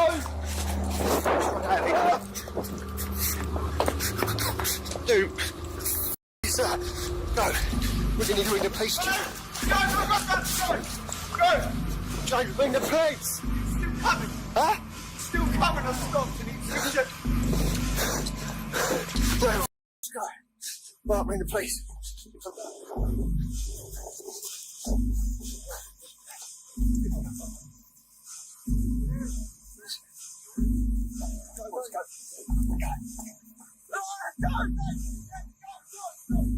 As they attempted to withdraw, the feeling of being tracked grew more intense. The combination of total darkness, poor visibility, and the difficult terrain made their retreat a tense and uncertain struggle. Believing the situation had become a matter of survival, the group raced towards safety without stopping, even as the threat of a confrontation loomed behind them. Whether they had encountered someone living in isolation or someone purposefully avoiding detection remains a mystery. While they managed to escape without a direct physical clash, the group was left with the lingering, unsettling question of whether they had accidentally stumbled into a place that was never intended to be found. The video starts off in chaos, with the camera shaking, while a man and woman can be heard breathing hard, obviously scared. They're staring at a closet door right in front of them as it rattles violently, like something inside is trying to break out. The banging keeps getting louder and more intense, making the whole scene feel even more unsettling. The woman tries to explain that the closet doors had only been put in a week earlier, so they weren't old or damaged, which makes it harder to blame the noise on bad hinges or normal wear. Whatever was going on felt like it was happening on purpose. What's that? Oh, God. Oh my God. Okay. Oh my God. Oh my God. Let me look. These are the new closet doors, guys. The new closet doors that we just installed. Oh my God. Okay.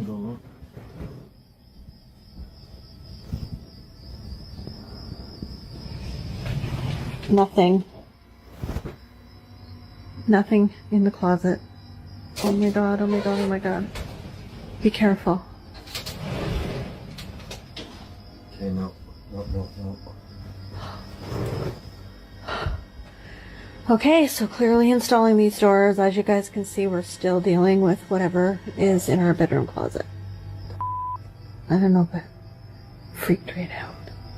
Look at the dog, she's like, what the hell? The man tries to keep it together as he slowly walks toward the closet, even though the door is still shaking, like it has a personal grudge against architecture. His voice sounds nervous as he tells the woman everything is fine, but absolutely nothing about it feels fine. After a short pause, he grabs the handle and opens it, and the noise stops right away. The closet looks totally normal inside, with clothes hanging neatly and the shelves still in order. He checks behind the door and looks around, but there's nothing there. Then the video suddenly ends, leaving the whole thing quiet and unexplained. On July 5th, 2025, this video starts with a calm, picture-perfect vibe. Host Tommy Dial is at an off-grid cabin deep in the Midwestern mountains, showcasing classic summertime activities like freshwater fishing, small cabin upgrades, and peaceful moments in nature. It seems like a typical outdoor vlog about simple living and self-reliance. However, hidden within the quiet footage, an extraordinary and rare wildlife moment unfolds. Tommy's day progresses normally, making breakfast, fishing in the creek, and doing some cabin maintenance.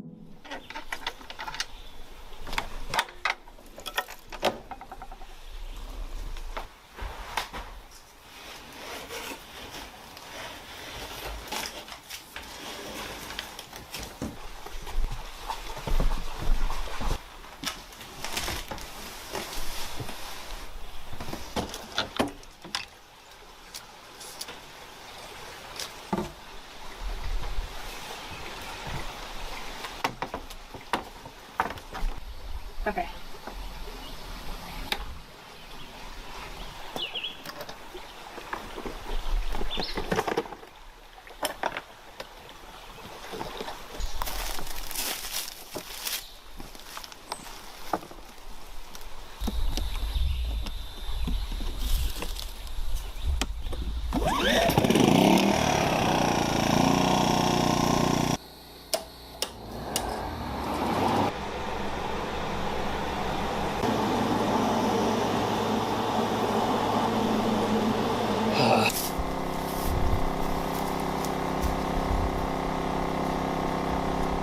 Tommy follows his usual routine of checking the trail cameras around the forest. The initial footage shows common wildlife like deer, raccoons, and birds, but soon, something unexpected appears.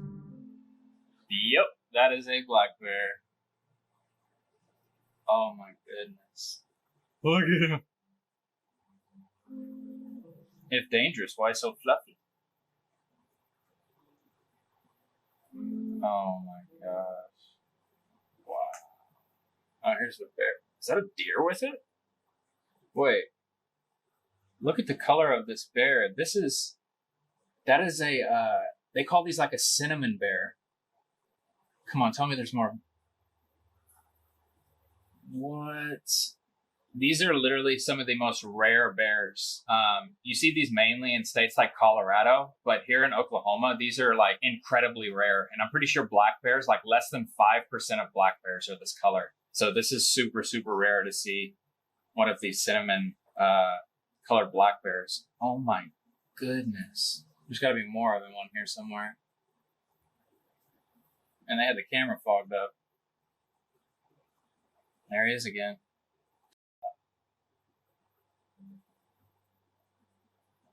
Oh my gosh. Holy, that's big. You kidding me? They're enjoying the view. Look at them. Oh, a cub. No way. This coloring is known as the cinnamon phase of black bears, a rare genetic trait found in only a small portion of the species, more commonly seen in states like Colorado. Seeing one in Oklahoma is highly unusual. As Tommy continues reviewing the clips, the rarity of the sighting becomes even clearer. The same bear appears multiple times, each sighting offering a better look at its size and distinctive coloring. Soon, Tommy notices not just one, but several bears. At one point, 3 appear simultaneously. Over the course of the footage, it's clear that at least 5 different bears have passed through the area, including a cub, indicating this isn't a random event, but an active bear corridor. Despite the lack of danger or strange occurrences, the video provides a captivating, unfiltered look into a rarely documented part of the wilderness. A cinnamon-colored black bear is a significant sighting for wildlife enthusiasts, serving as a reminder that even familiar forests can hold unexpected beauty and mystery. In this trail cam footage, everything looks normal at first. A deer is calmly grazing and eventually walks away. But when the audio is enhanced, a disturbing sound can be heard in the background.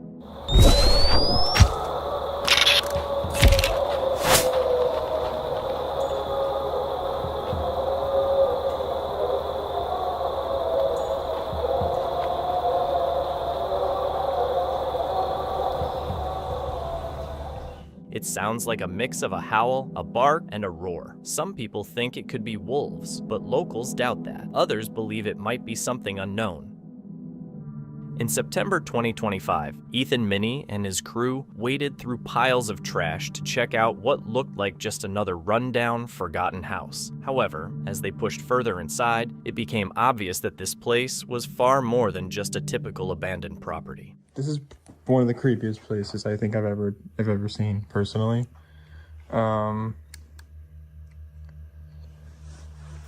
This is a giant mansion. It's been abandoned for years.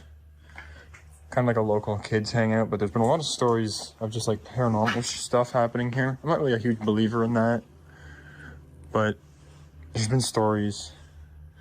So I figured I'd come check it out. We're with Carlo, Mo, and Owen today. They're somewhere over there, but we're gonna start in the garage. Normally I don't do nighttime videos, but this place is all boarded up, so it doesn't really matter what time of day you do this one. But like you've got, what is this? Oh, it's like a Explorer RV Club. No idea, just stickers, I think.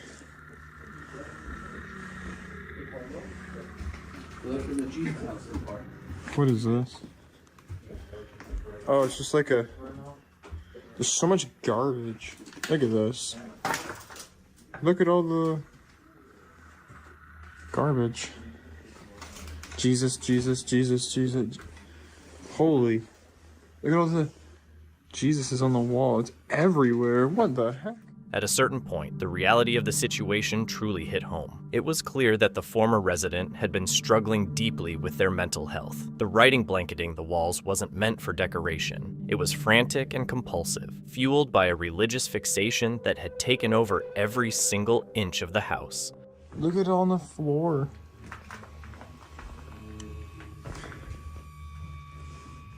Gee, the original color of these cabinets were green. Like dark green. It honestly looks more 40s built than 50s. Judging by the, yeah, definitely. Look at the construction. It's probably a 1940s home. Old pine wood shelves. Jesus loves you all. He will never for something you only something do, and that is the truth. Jesus loves you. Looks like blood that's written in. Like, Jesus loves you. 23rd. Oh my gosh. Some very religious person came in here and vandalized this place. Is there a date on that door even? No. Old typewriter. That's kind of cool. The most terrifying part was the creeping realization that much of that writing had likely been done in blood, coupled with the discovery of a spot in the building that looked like someone had been sleeping there just a short time ago. Someone's cut himself and written Jesus. What the heck? Yeah, look, people here too. But upstairs, there's more of it. Really? Yeah. Oh yeah. That's 100% what that is. What the heck?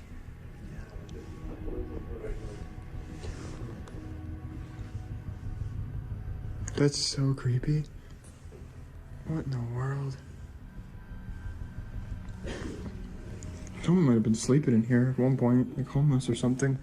The presence of a sleeping area made it clear that someone had been using the space within the last few days. A person driven by that level of religious psychosis wouldn't just walk away from a place they had literally consecrated with their own blood.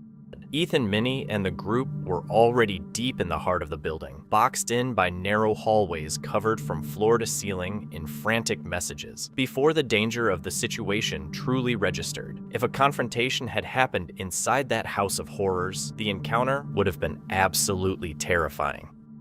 While out at sea, a fisherman noticed a pair of glowing eyes in the water staring back at him.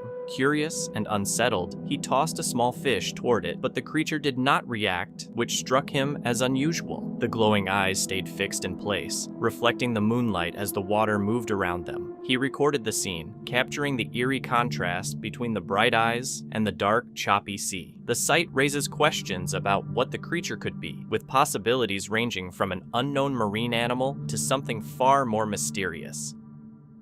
The footage forces a fresh look at how Bigfoot is usually portrayed. Instead of appearing calm or harmless, the creature is seen violently snapping branches and tearing through trees. Another clip shows it charging after a person with clear aggression, while a separate recording captures threatening calls coming from the forest. These moments suggest that, if real, Bigfoot may be far more hostile and dangerous than commonly believed.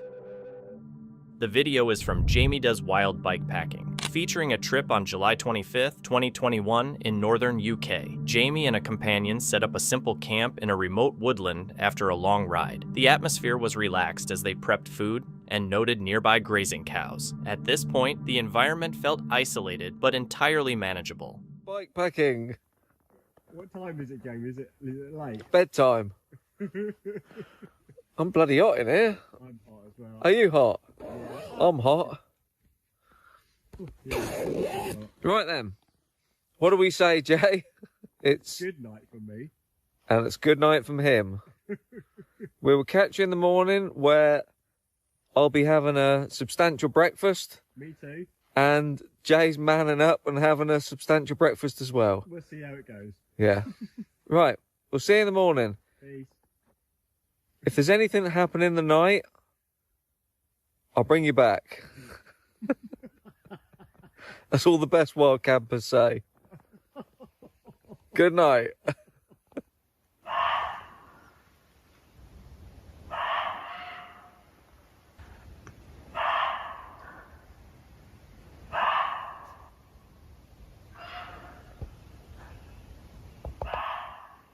That changed instantly when a group of deer charged directly through the campsite. The movement was fast and loud, with branches snapping as they bolted past. One camper was jolted, and the tents were thrown into temporary chaos. There was no warning, just immediate impact, and then it was over.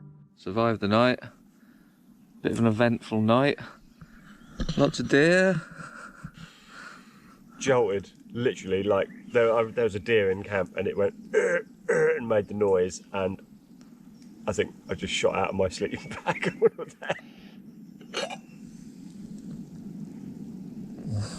Coffee. Look in there, look.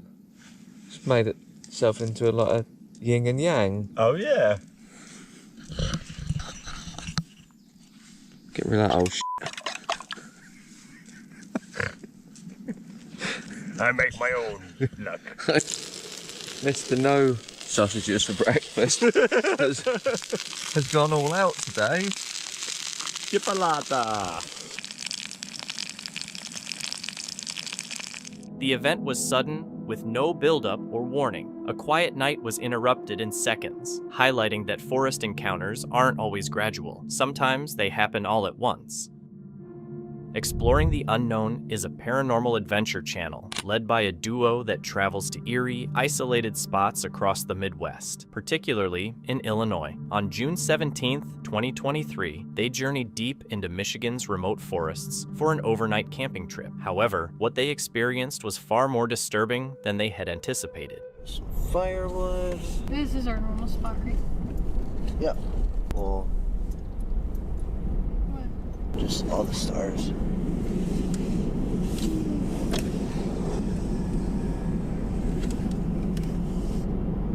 Turn off your lights. It is like quiet as well. There's nothing inside. There's literally nothing. It could be us, but I doubt it. Wait. You hear that? Yeah. Get in the spotlight. Don't shine it till you're absolutely sure you know what the thing is. I don't know if you guys hear that, but there's something crunching over there.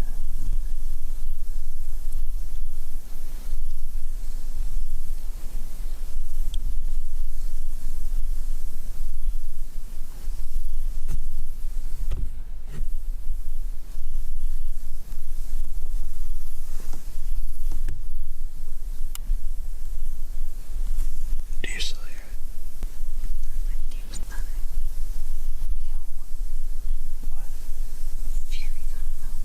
Something felt off. Both their main camera and GoPro started malfunctioning, which was odd for equipment that had performed perfectly in more challenging conditions. This was the first sign that something was wrong. When they reached their usual camping spot, they immediately sensed how unnervingly still the woods were. No wind, no animals, not even the hum of insects. The silence was so absolute it felt wrong, almost suffocating. Soon after, the stillness was broken by the heavy crunch of footsteps slowly moving through the brush nearby. The two became more uneasy as the sounds shifted around them in the darkness. The forest was so quiet that even the slightest movement echoed. It wasn't just silent, it was entirely devoid of life. With each passing minute, the tension in the air grew stronger.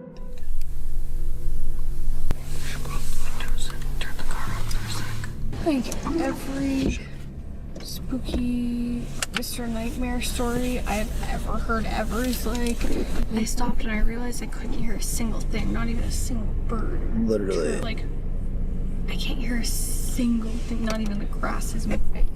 Like, literally, guys, without exaggeration. Like, I know you guys heard it, but Not a single, except for maybe one singular deer hiding somewhere. It didn't sound like a deer. Like, it sounded maybe like a possum could be scrunching around, but it's just, it makes me nervous that there's absolutely no sound anywhere. Like, now, granted, it is cold, but we did see deer out. part of me I won't lie, kind of wants to sleep in the car. Partly because I'm so tired I don't want to set up the hammock. Partly because it makes me nervous that I can't hear a single thing. Like, literally. Like, not even a single leaf rustling. Yet, it's chilly and I know just a little bit above us there's bound to be wind. Like, it is deathly quiet here. That's very eerie. Look left. It's illuminated by the moonlight. Oh, oh.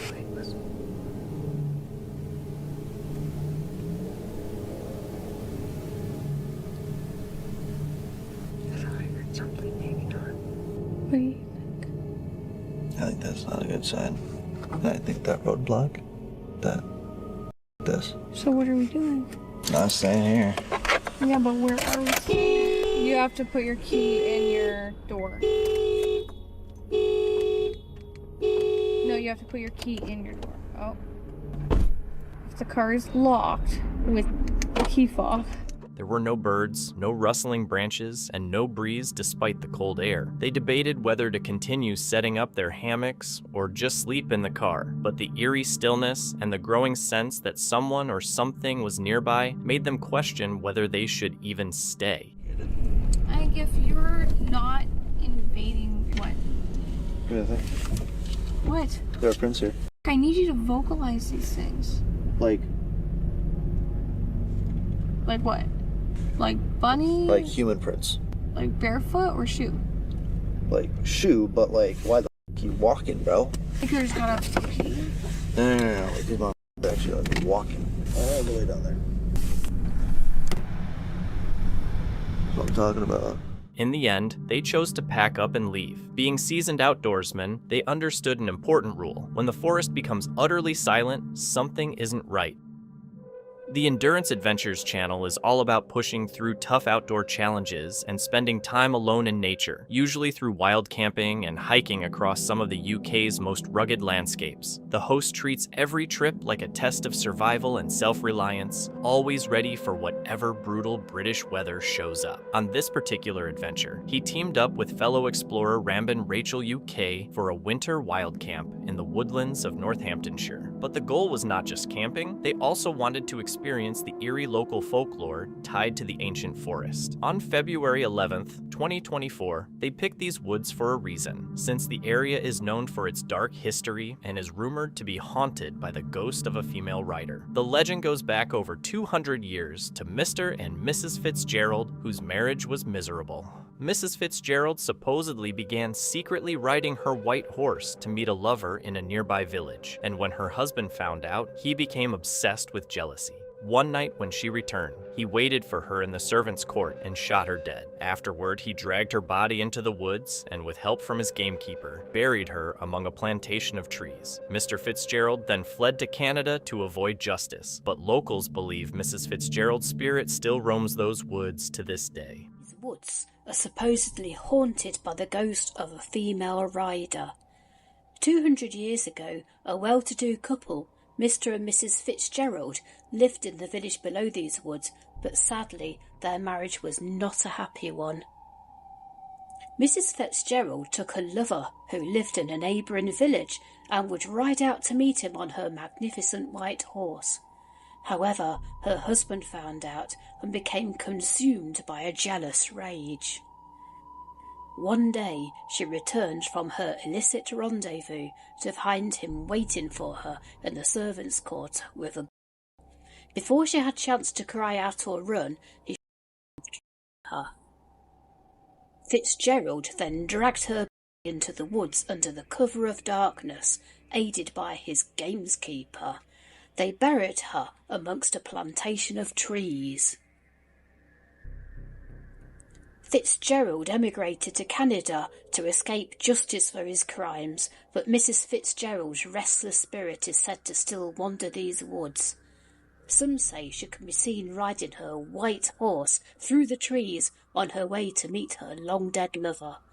Would we see her tonight? After a short walk, the host and Rachel found a good camping spot on a hill with a nice view. The weather was mild but very wet, and once it got dark around 5 p.m., the rain started, forcing them to head into their tents early. The if you can see me, I'm in the tent because it just started to rain, so I had to shut up the tents for a minute.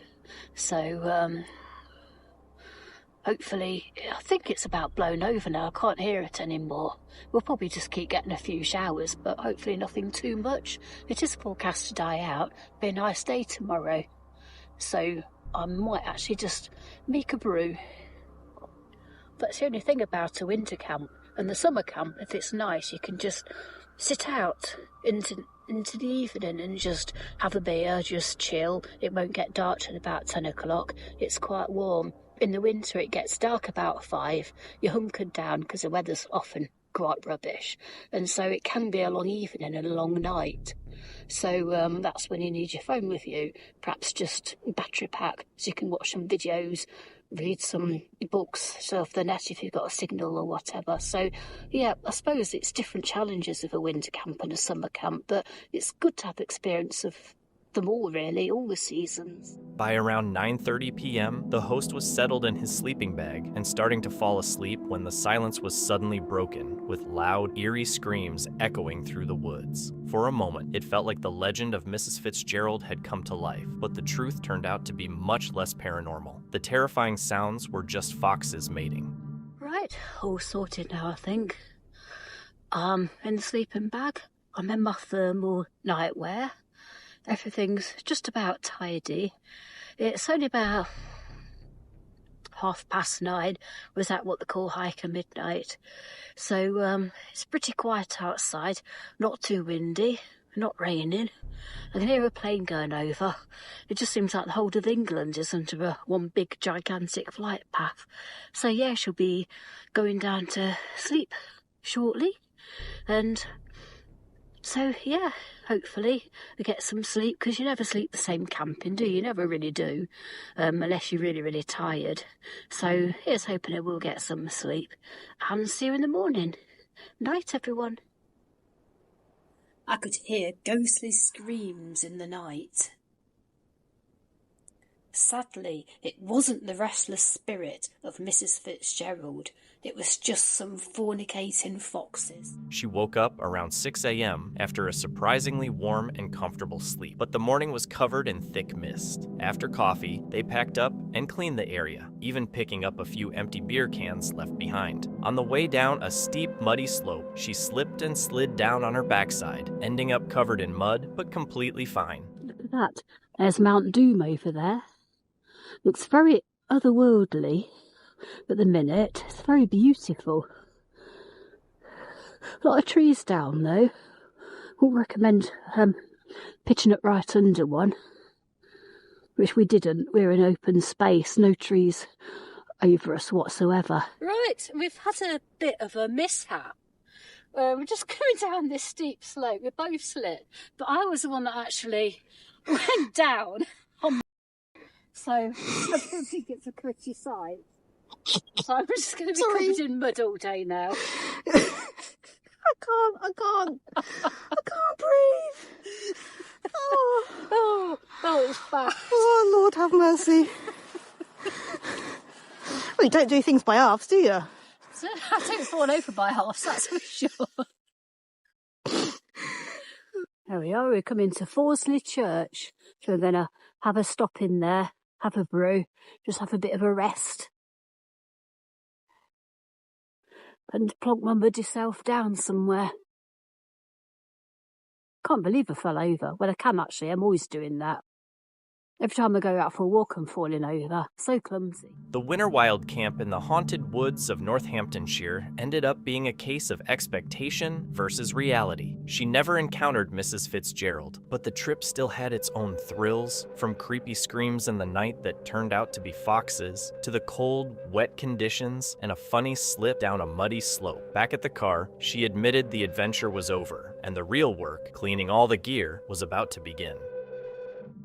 Back in the summer of 2016, YouTuber Stefan Prostpoker made the mistake of checking out a specific derelict house that gave off a creepy, unsettling vibe before he even stepped off the sidewalk. And that's gonna be creepy, guys, but I already came here like once on daytime. Look at this house. I just left my car running because if something happens, no, that's my battery. I don't trust my battery. That's why I'm on the balcony right now. I'm sorry, I've got no more light than this. Oh, it looks like somebody drinks the same beer as me. Oh, look at this. Oh, I can hear the raccoon right there. I'm gonna pick up my dog, but no. Like, yeah. Oh, that's empty. Look at the blinds right there. Hey, you guys are lucky that I'm doing that in English. That's his house.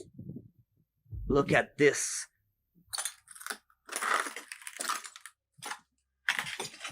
Window right here.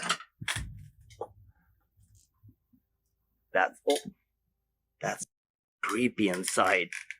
Let's go have a look inside.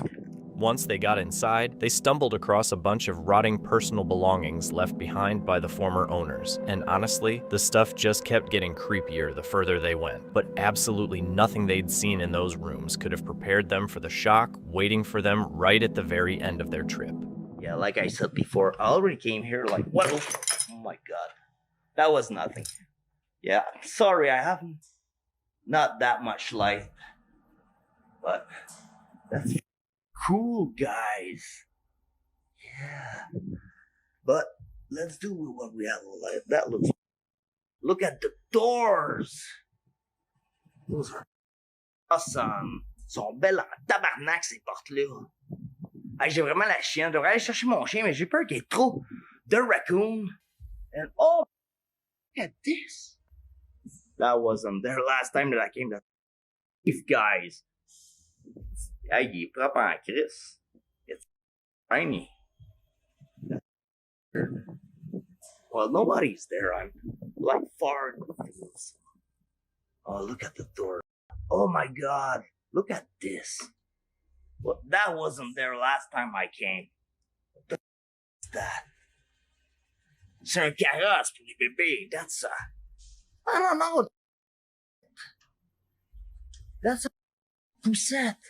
Hey, let's come back later. That wasn't there last time. Let's just watch. Look at this room just before going on the other one.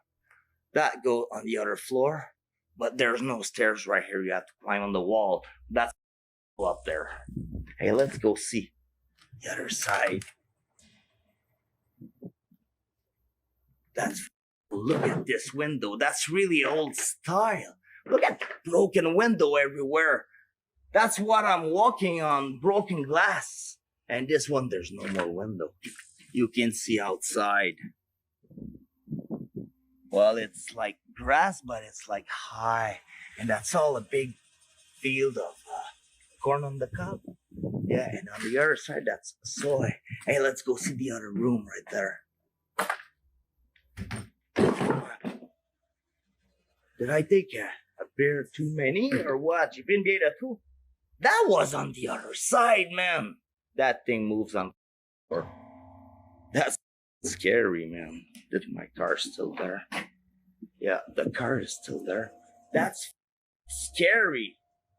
But maybe that's just my main. Maybe it was like this. I'm really sure, positive. Qui était sur l'autre bord. It was on the other side. Hey, let's go watch that. Oh. Even with all those desperate screams for help, there wasn't a single kind person around to hear them or pull them out of that crumbling, middle-of-nowhere wreck, leaving them completely on their own. In the snow-covered forests of Russia, a family driving after a recent snowstorm noticed something unusual among the trees. They spotted a large, dark-furred figure standing roughly 7 to 8 feet tall, with features that appeared to blend traits of an ape, a human, and the build of a bear. Oh, there he goes.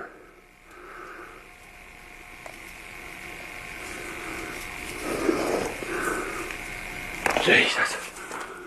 The sight was especially startling because there had been no previous reports of such a creature in the area. The unexpected encounter caused visible excitement and tension inside the vehicle as the family watched the figure from a distance. A calm rhino is seen grazing, while a much smaller animal sits comfortably on its back. Despite their size difference, the rhino shows no aggression and continues feeding. This kind of interaction can happen when smaller animals seek warmth, shelter, or a higher vantage point around large animals. While it may look peaceful, such moments can be risky if the larger animal becomes disturbed, which is why wild animals should always be given space. Gareen, the creator behind the Abandoned Boys channel, which typically focuses on gaming, took a departure from his usual content on June 14th, 2020. He decided to spend the night in a forest known for rumors of paranormal activity. However, what was intended to be a straightforward overnight camping trip quickly took a disturbing turn. Hopefully, it all goes well, but definitely creepy. Shortly after entering the woods, the atmosphere shifted as strange occurrences began to unfold. What started as a trek into the forest quickly took on an eerie tone, signaling that the night would be far from ordinary. Whoa. What the f? Y'all hear that?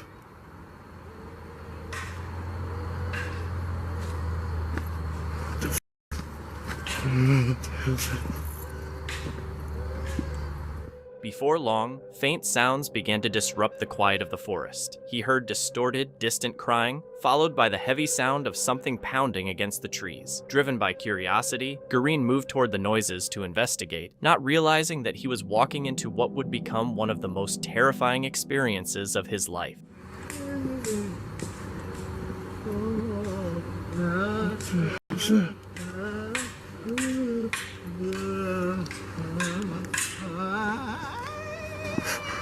What the f is...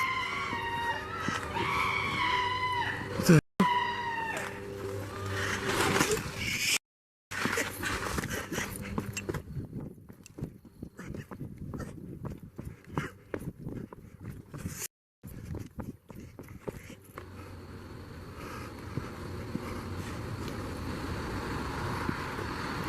What's that? Hey, what's going on?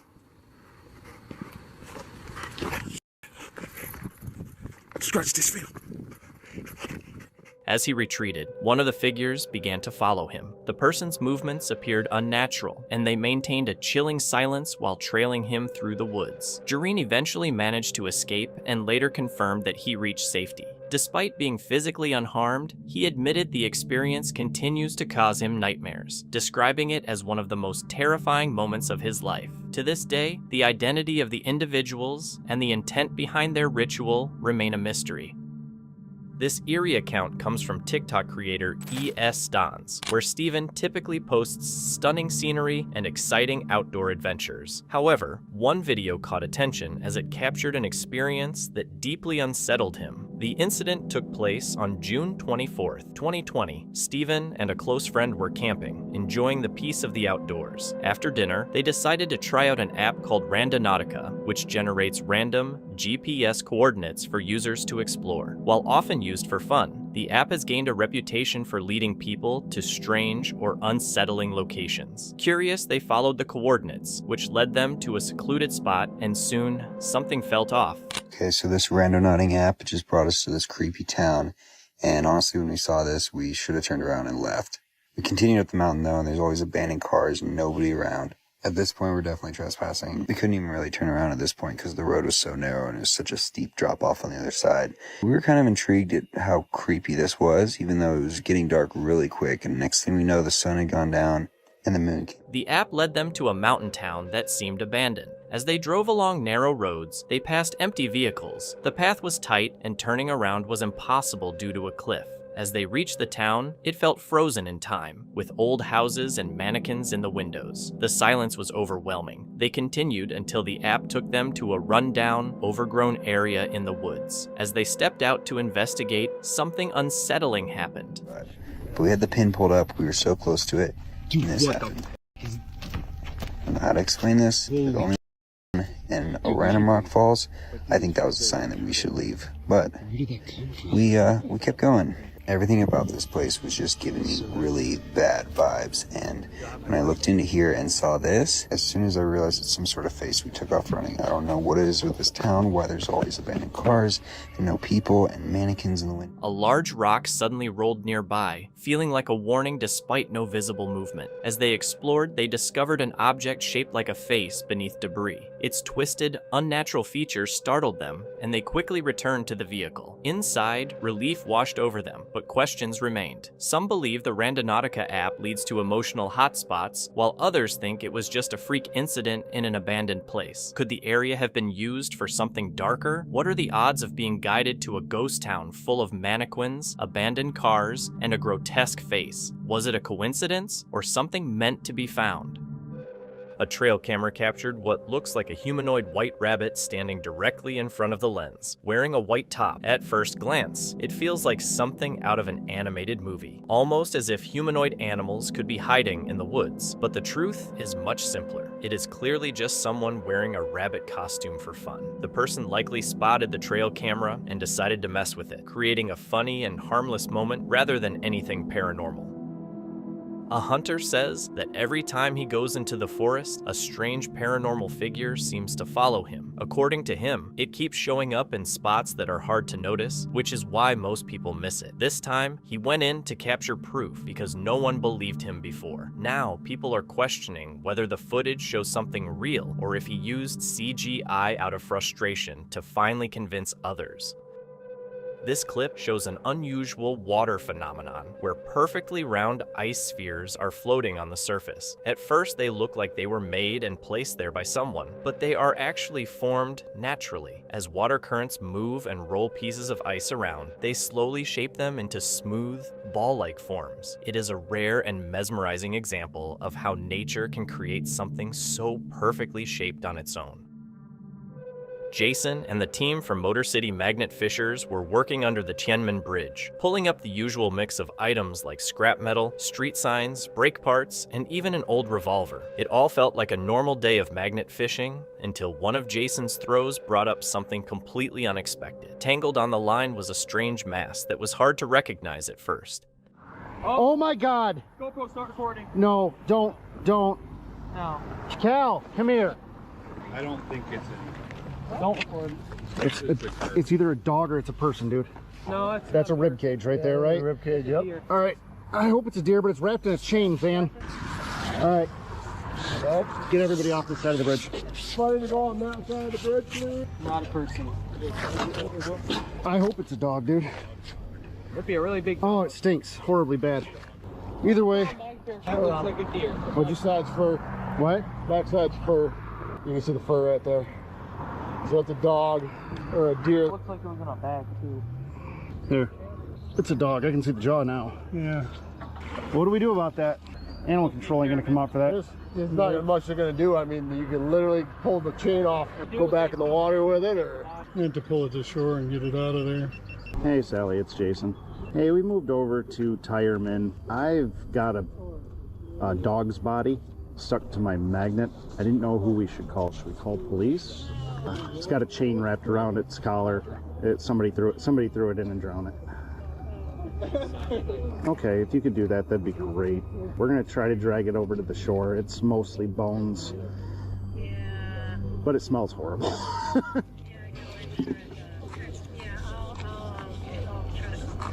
All right, thank you. As they pulled it closer, the outline of a rib cage started to show, along with a heavy chain wrapped around a collar. It became clear they had recovered the remains of a dog that had been weighed down and dumped into the water. The smell was overwhelming, and the condition suggested it had been there for a long time. Not knowing who to call, Jason contacted a local responder, who then arranged for the proper authorities to come and take the remains. Out so you can go right around it. You want to see if you can go down there and we'll drift a rope to you? My siding's too heavy. Just pull it straight down.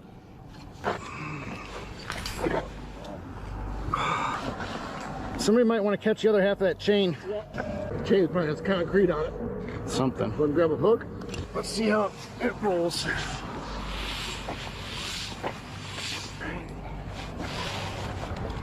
Let's hold together. I don't really want to bring it up any further. Yeah. There's no way to get the Poseidon back without pulling it up though.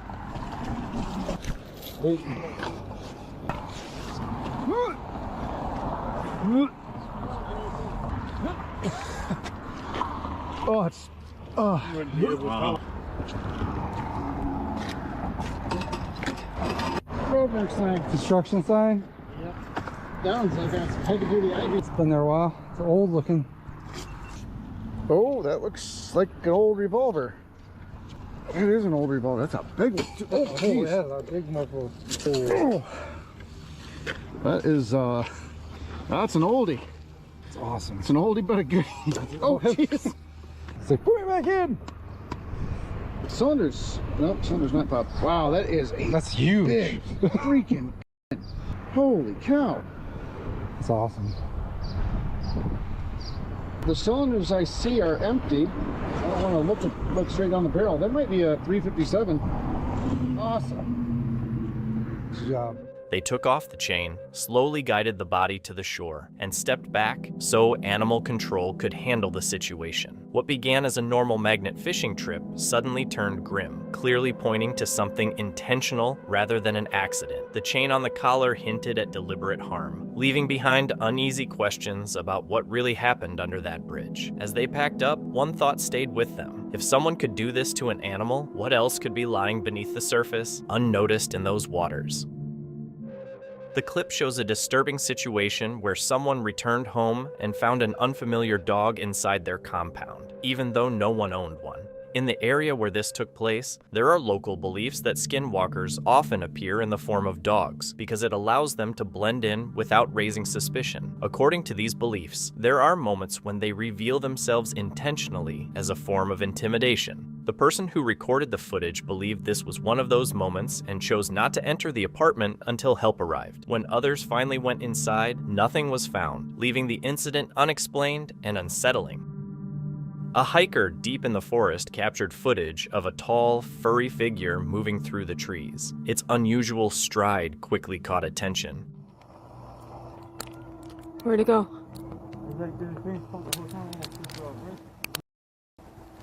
Yeah.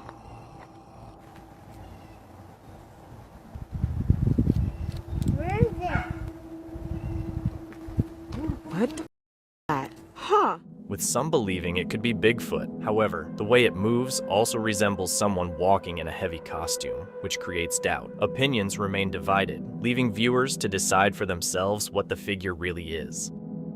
In 2023, a NASA satellite captured an unusual image of a long, dark formation appearing to connect to the sun. Given the sun's intense heat and energy, the sight immediately sparked speculation, with some suggesting it could be advanced technology drawing power from the star. Others pointed to a scientific explanation, describing it as a solar tornado, a natural event created when solar material is shaped by powerful magnetic forces. Even as a natural phenomenon, the scale and intensity of such events remain striking, leaving the image open to interpretation. Indy Van Jones, a YouTuber and van life enthusiast, has always enjoyed the freedom and simplicity of living in a microcamper. However, one unforgettable night, his van became the target of a bold break-in that left him questioning the safety of life on the road. The day had gone perfectly. After exploring England's Lake District with his partner, from a scenic boat ride to a full day of sightseeing, Indy was getting ready for an early shift the next morning. He parked in a spot he had used many times before, a place he trusted. Although he usually avoided it on weekends due to street racers, he thought it would be quiet on this Wednesday night. But that peace didn't last. After midnight, several loud cars arrived, prompting Indy to move. He parked in an industrial area, surrounded by lorries and dim street lights. With just a few hours of sleep left, he quickly nodded off in the back of his van. At exactly 3:01 a.m., chaos erupted. Was at this side, feet were down that side. I had a sheet over that part so no light could get in and all that. It adds a bit of sound deadening too. And then a brick came through that window straight over onto that seat. After the brick came in, an arm followed it, grabbed my work bag and shot back out the window. No, I don't know what had happened. Male instinct kicked in. I shouted, oi, started flapping around, opened the back door and ran after them. Can you imagine my body chasing after somebody down the street? Before I got to them, They jumped in a van. A brick smashed through the side window, landing next to him on the seat. Before he could react, a hand reached in, grabbed his work bag, and vanished into the night. Driven by instinct, Indy rushed out barefoot and in his pajamas, running across the estate to chase after the thief. However, the thief had already jumped into a waiting van, which sped off before Indy could catch up. Panting and frustrated, Indy returned to his van, only to find things had gotten much worse. Whenever I'm in the van, I get my keys, find the lock button, and listen, the van is locked while I'm inside the van. However, there is a little latch down the side of the door to get out. So there's me out, running down this industrial estate, trying my hardest to catch them, grab my work bag back. There's nothing really valuable in the work bag at all. A couple of tachograph cards and my water bottle, my headphones, my CPC card, just all the stuff a driver would need in his work bag. My lunch. Upon returning to the van though, the whole van's alarm system's going off. I tried to get in the back, realising instantly that I had no clothes on. Went round to the back, grabbed the door, it was locked. Hold on, what's happening here? The alarm's still going off at this time. Side door was locked. This door was locked. What am I going to do? The alarm's going off, drawing loads of attention to the van, while my is trying to get in the back doors. I jumped out the van, left the keys inside the van, and I'd gone running off. The van had locked itself because it was already locked before I got out. Luckily, to an extent, luckily, the side window was missing. A brick had just gone through. I had to crawl my butt through there into the back to get the keys to unlock the van, to disable the alarm system so that the alarm would stop going off, for me to then get back in the van, get myself sorted, figure out what to do, what's just... In his rush to chase the thief, Indy locked himself out of the van as the alarm blared. He climbed through the shattered window to retrieve his keys and discovered his work items were stolen: tachograph and CPC cards, headphones, sunglasses, and lunch. Replacing the documents would be costly and time-consuming. After arranging replacements and a temporary repair, Indy was fortunate when a passerby found the bag and contacted his employer. Though everything was returned intact, the incident left him feeling uneasy. He decided to add CCTV cameras to his camper for better security. This event highlighted the vulnerability of stationary vehicles in quiet industrial areas, showing how easily they can be targeted by thieves. The photo was taken during a night hike in upstate New York in November 2021. The hikers were walking through a grassy field and snapped a quick picture. Later, when they looked at the photo again, they noticed a strange figure hidden in the tall grass. They went back during the daytime, thinking it might have been a scarecrow, but there was nothing there. No scarecrow, no footprints, just an empty field. Some people suggested it could have been a farmer, but considering the time, the freezing weather, and the lack of light, that explanation does not really make sense. Meet the team behind Beersos, a US-based channel that shares messy first-time outdoor trips without editing out the chaos. Their content shows what happens when they are not fully prepared, and minor issues spiral fast. On October 26, 2025, they reached Gold Creek campsite in a good mood, laughing about how little they had planned, not realizing that the fading light and unknown area were about to make the night much harder than expected. Oh! Ah! Nico. That's okay. Dude, don't get it dirty, bro. How do I not do that? It's in the forest. Wait, bro, this is good. This is big. Is really good, actually. So I know you need the poles. Dude, I've never set up a tent in my life, bro. I've never set up... I've only watched a 4-minute video of someone doing it. Did you ever go camping with your dad? No. My dad was Chinese, bro. You know? Our tent's supposed to be $100. Like, you know, like I bought... Did you buy... It was $100? Yeah. Like, is that really cheap? I think, yeah. 100. It's 100. But it's Amazon Basics though. Like, Amazon Basics aren't bad. They're never bad. Setting up the tent quickly turned into a mess. The rocky ground would not let the stakes go in properly, and parts were forced into place the wrong way. Small injuries happened, and every attempt to fix things seemed to make it worse. The mood shifted back and forth between laughing and getting annoyed, while the remaining daylight kept fading, pushing them to finish before it got completely dark. Wait, do the other sides, do the other sides, do the other sides. Okay, Slash, tell me, is it through the hole or through the loop? I ain't saying nothing until you guys up more. Hole or loop? Hole. Metal hole. Metal hole? Yeah, I think that's giving better vibes. Guys, this is so fun. Wait, dude, it's literally happening. This is so cool. Okay.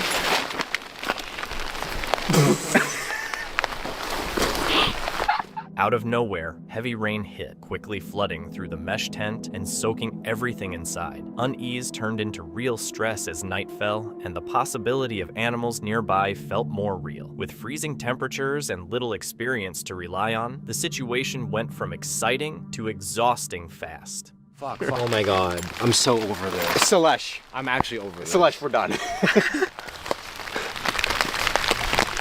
Oh god. My two helpless children. Oh god. Oh wait, you shoved the what? key in there? So the idea is, Dude, at least from my understanding, you is shoved this the is key in this is supposed to go in here, and then this one you nail it down to the ground because it's L-shaped will keep it from coming back up. Honestly, bro, I'm gonna just let him do it. I'm tired. Okay, well, we have to do two. Yeah. The hammer. I didn't know you needed a hammer to go camping. Like, that's so weird. A nearby camper noticed their struggle and lent them a mallet, which finally helped secure the tent pegs. The relief was immediate, but they realized the trip was far harder than expected. Cooking was just as difficult, with wind and rain disrupting the stove and filling the area with smoke. Inside the leaking tent, they admitted the night had been exhausting, stressful, and much tougher than they imagined. The experience showed how quickly excitement can turn into anxiety, even without a direct threat. This story comes from CJ Faison's YouTube channel, where he shares his explorations of abandoned places and supposedly haunted forests across the US. On October 26, 2024, he went on a van camping trip to the Pine Barrens in New Jersey, a large isolated forest known for its eerie history and local legends. What started as a normal trip quickly turned into something much more unsettling. This is a solo van camping trip. I don't have friends for protection. I don't have anything for protection because it's the terrible state of New Jersey and they don't like weapons. So it's me, bare hands, and a camper van. I also have my e-bike that I'm going to be loading up inside of this. And yeah, I'm just going to go and explore around tonight. I'm going to spend the night inside of the van. Courage here really wants to go, but I just don't feel safe leaving Courage. Come here, Courage. They want to see you, buddy. I don't feel safe leaving Courage in the van while I go explore, not on like the first one at least, and especially not in the Pine Barrens. Now, if you know anything about the Pine Barrens, it is rated one of the top 5 most haunted forests in all North America, not to mention they have what they call pineys. Now, the pineys are people who live out there. Some are homeless, some have homes. That right there, probably one of the nicest things. I can keep the bugs out of the van. So basically, we're getting down into like these cooler nights, right, of the summer. And I tell you what, like me even being here right now, I'm just stoked because it's coming into camping season, right? A lot of people, they go, that was weird.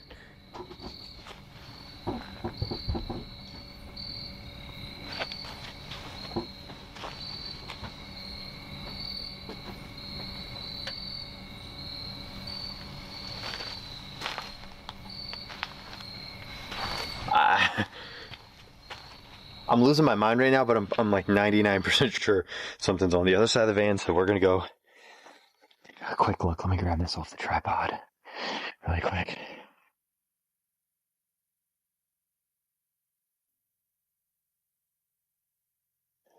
Listen, everybody, nobody's doing these solo van adventures. So just putting that out there.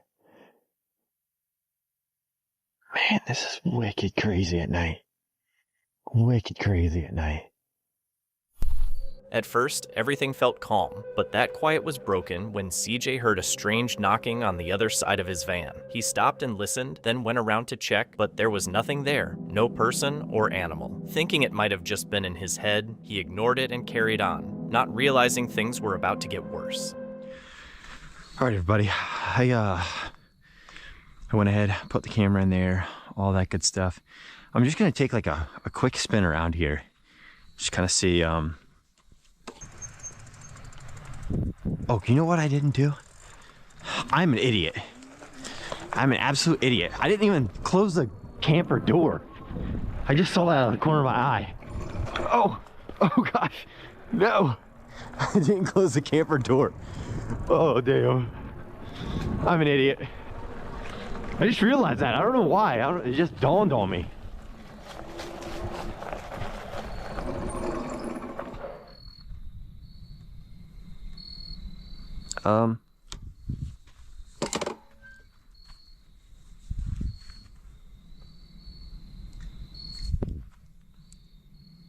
Hello?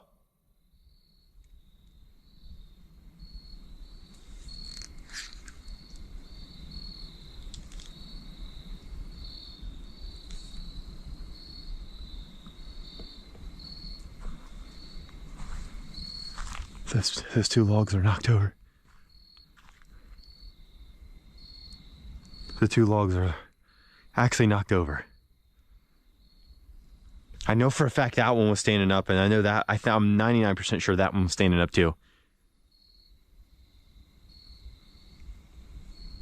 When CJ got back to his campsite after riding around, he noticed that 2 logs he had left standing were now knocked over. He was sure they were upright before, which meant something had been there while he was gone. That realization made the whole place feel a lot more threatening.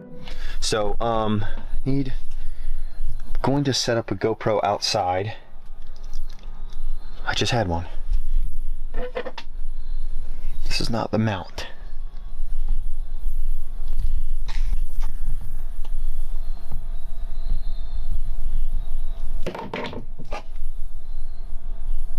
What was that?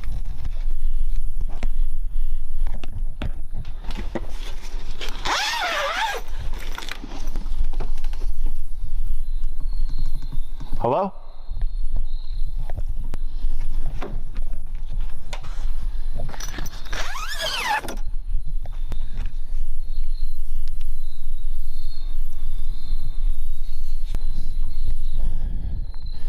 Alright. I'd be lying if I said I'm not pants right now.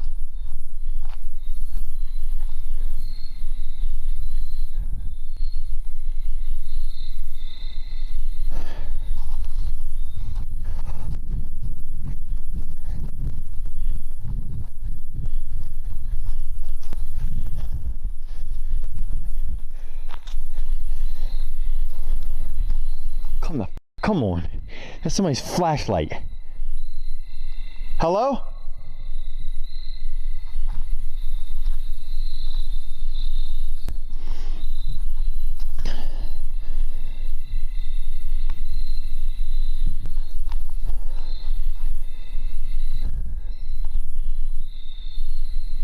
Hello?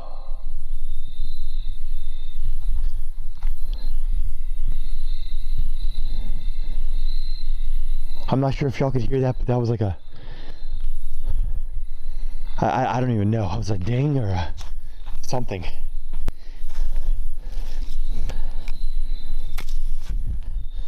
Somebody's out here. Obviously. A damn flashlight doesn't fall clean out of the sky. While sitting in his van, a loud bang suddenly came from outside, making him jump. He rushed out to check, but found nothing, just the still forest. Then he noticed a faint light moving in the distance and went toward it, only to find a flashlight on the ground that wasn't his, and hadn't been there before. That confirmed someone else had been nearby. As he was processing it, another strange noise came from deeper in the woods, and he started moving toward it, making the situation even more unsettling. They're either down this way right here, or they're behind that big bush. I don't know which one.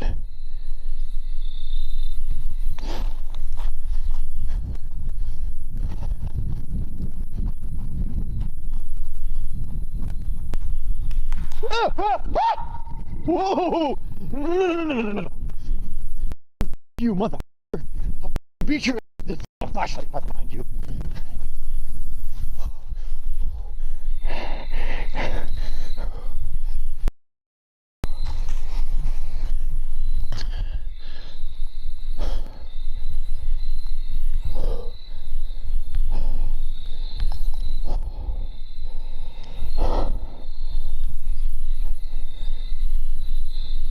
See, this makes me think like, okay, is this like an actual person out here with me? Like a deranged maniac in the woods? Or is this ghost-like?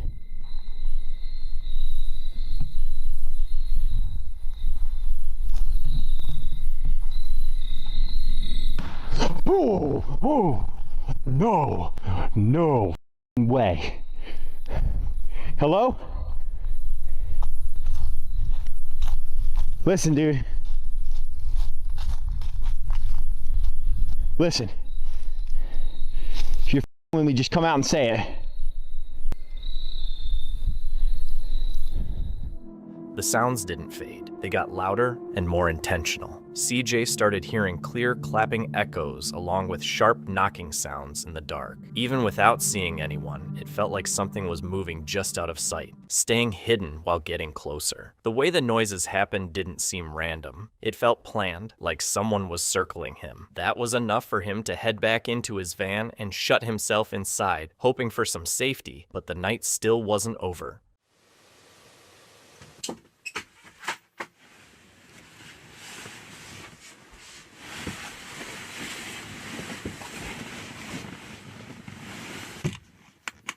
Oh.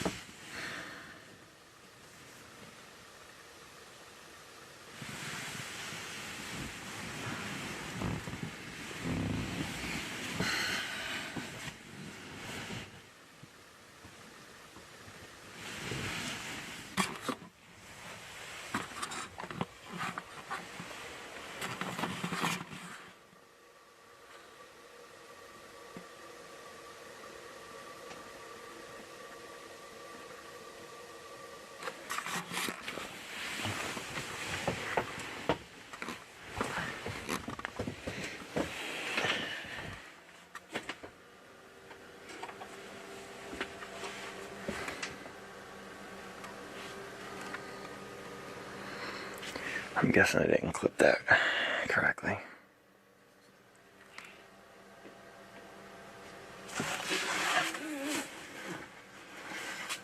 Door's still locked. Unlocked. Locked. Oh my, I didn't even put the shades up. That was stupid. Alright, the e-bike's still there, that's good. He woke up to someone pulling on his van's door handles, clearly trying to get inside. Luckily, the doors were locked. As he moved closer, he realized the front window covers weren't up, so whoever was outside could have seen him sleeping. By then, it was obvious someone had been around his campsite for hours. He stayed inside and made it through the night, then packed up and left as soon as morning came, shaken but unharmed. The video comes from Joey Official and was recorded on August 27, 2022 at an abandoned camp complex known as Crystal Lake, located deep in the wilderness of the United States. What kind of nature got me doing, bro? We're in a... Give me the box, Joey. I got the box. Oh, mother... How did you cross? Oh, I gotta build me a ramp. Kelsey just said went through. I gotta. Is it is something expensive in this camera? Yeah, yes. Okay, then you hold it, because I'm. Oh my Jesus! Here you go, Joey. I'm just gonna get wet. Go for it, go. One. You got it. Yeah, I got. Oh, there goes the. There goes my flashlight. I'm not even gonna grab it. Where's that? Oh, I see it. What kind of weird ass guys got me? Joey and his team head toward the abandoned Crystal Lake camp, moving through flooded and unstable ground where parts of the path are underwater and some have to wade through deep water while carrying gear. There is no phone signal, the smell is strong, and the tension builds fast. The camp is remote and falling apart, with collapsed bridges, rotting buildings, and overgrown paths. And Joey explains that a major flood in 2005 trapped people there and led to at least one confirmed death, giving the place an immediate heavy and unsettling feeling. That sounded like a person or something. Like kicking dirt. Yeah, there's definitely no people outside. It's creepy looking out the windows. Who was that?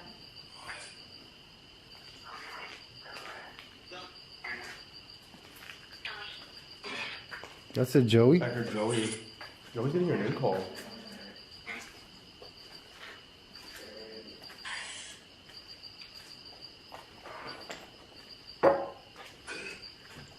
Whoa. Yo, there was a bang. Who's here with us? Are you still here with us, Bruce? Yes. Yes.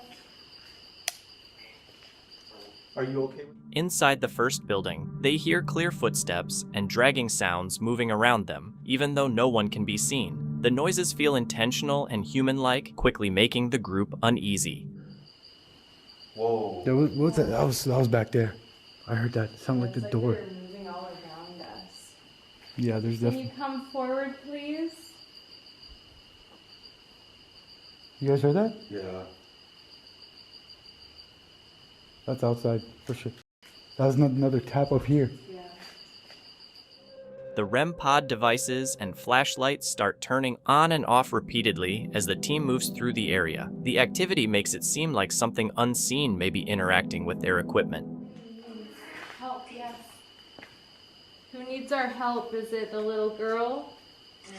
No. Is it Bruce? Yes. Yes. Dude, those are direct responses. There's a demon in here that they need help from. They're scared of it. Did you hear that? That whoa. Yo, you said demon. There's a big cross that says Jesus. I think someone summoned something here. Clear phrases like "please help" come through the spirit box, followed by strong physical reactions such as chills, nausea, and a heavy pressure in the chest, as if the communication is emotionally intense and disturbing. Teddy, it went off. You can touch the teddy bear if you want to. Look, it's on green too. She likes the teddy bear.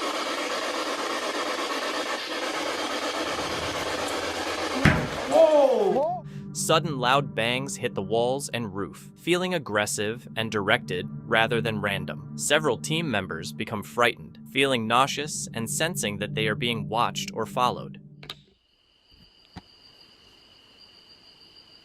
I just saw a dark shadow walk by me. I did not like that. Can we leave? God. Wow, I'm speechless. That was really loud. One of the investigators notices a dark shadow moving nearby, and at the same time, louder bangs echo through the building, adding to the sense that something is actively watching the group. You need to leave. I'm not even kidding. The spirits are stronger than you here. You're not allowed to trap them. A white mist briefly appears outside, and shortly after, the spirit devices respond with "thank you," suggesting that frightened spirits may be reacting to a stronger, more aggressive presence at the location. Talking, but I can't understand what she's saying. Yeah, Bro, I that's feel kind of like how I've I been- am too, you know? Like, that's why I haven't said anything, because she's just kind of there. I don't know if she has anything to say, or if she's just... Like, she don't feel negative or anything. No. But you can You can feel feel her, her. and hear her. In another building, the atmosphere feels much calmer. A soft female voice is heard, which contrasts with the earlier aggression, though the overall emotional heaviness of the location remains. Full-on perfume or something. Floral? Yes. Yeah. Dude, it is strong. You guys smell that? Or I did earlier, like when we were walking, and I associated it with that woman who was following us. Dude, I smell it so strong. Wow. Dude, I have not smelled that the entire time we've been here, and right now, just a scent of perfume, like how Kelsey's saying, a flower perfume. Yeah. See, I don't smell it anymore. It's like it just passed by. Was that you with the floral perfume? Yeah. Whoa. You smell really nice.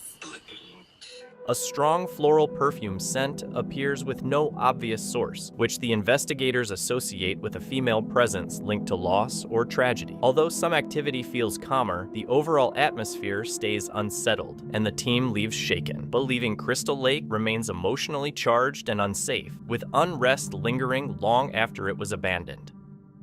Madison Blagden, an experienced long-distance hiker and content creator, has explored some of the most isolated trails in the U.S. However, during her 2025 return to the Appalachian Trail, she encountered something that unsettled her more than any previous challenge. The day began like any other, with a peaceful night indoors and some editing. She set out early, aiming to start hiking by 8 a.m., but a quick ride from a kind stranger named Andre made her journey easier and boosted her spirits. Writing stuff to do. I did a ton last night, but I just didn't have it in me to do everything. I was so tired, but got up early, did it all, and I told myself, you know, gotta leave the room before 7:30. I want to be back on trail by 8, and it's like a 30-minute walk because it's a little over a mile. Probably would have been less, but just for shits and gigs, I stuck my thumb out and got picked up by this guy named Andre so quickly. He was just so ridiculously nice. So he just saved me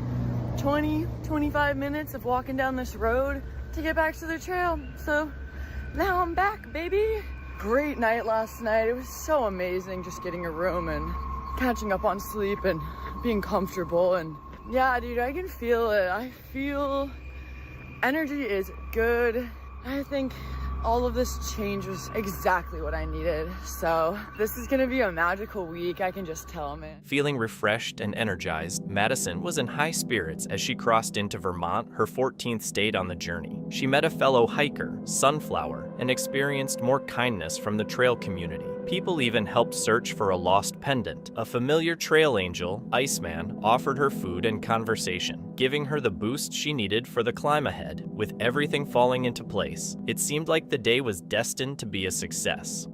Just met Iceman, had such an amazing lunch with him. Hot dogs with coleslaw and all this stuff, and potato salad, Mountain Dew. Texas sheet cake, baby. So good. It's always so nice to see him. He's just like the nicest person ever. He's a delight. And that got me fueled up. Now I'm in the process of doing this big climb. It's pretty much a 10-mile climb up from that road.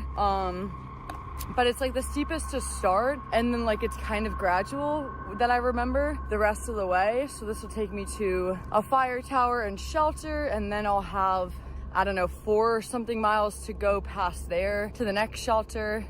Just trying to set myself up for like a 26-mile day tomorrow so I can go into this into Manchester and have like a half day. After parting ways with Iceman, Madison began a steep 10-mile climb towards a shelter, passing a fire tower along the way. About a mile from the road, she took a short spur trail to use the privy and spotted a man in bright orange near the shelter. At first, she thought he might be a hunter giving a warning, but as she got closer, something felt wrong. His posture was odd, and instead of greeting her or moving along, he just watched silently, making a strange hand motion, not a wave.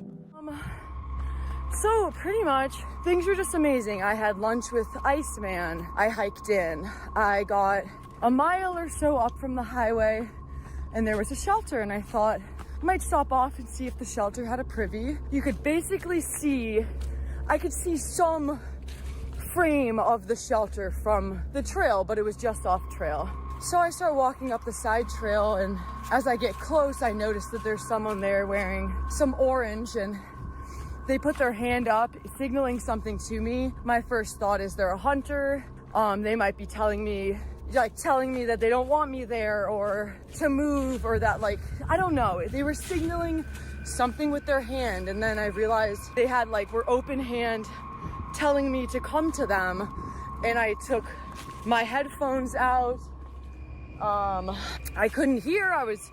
I just wasn't expecting to see someone. I wasn't expecting any kind of interaction, so I was confused. I was caught off guard, and then all of a sudden they were like, "Hey, come here, I need to talk to you."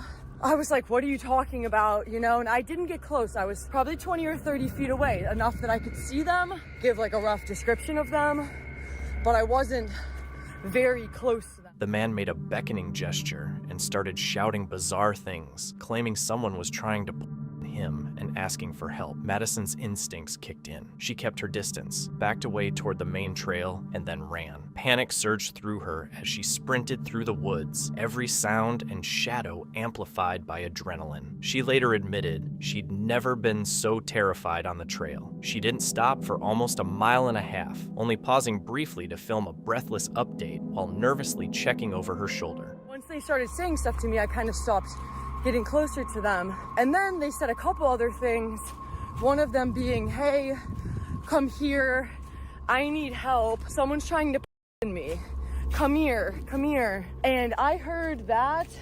I know no one's behind me, but dude, I just keep looking. That's where I'm at right now mentally. When they said that, I turned and ran for my friggin' life.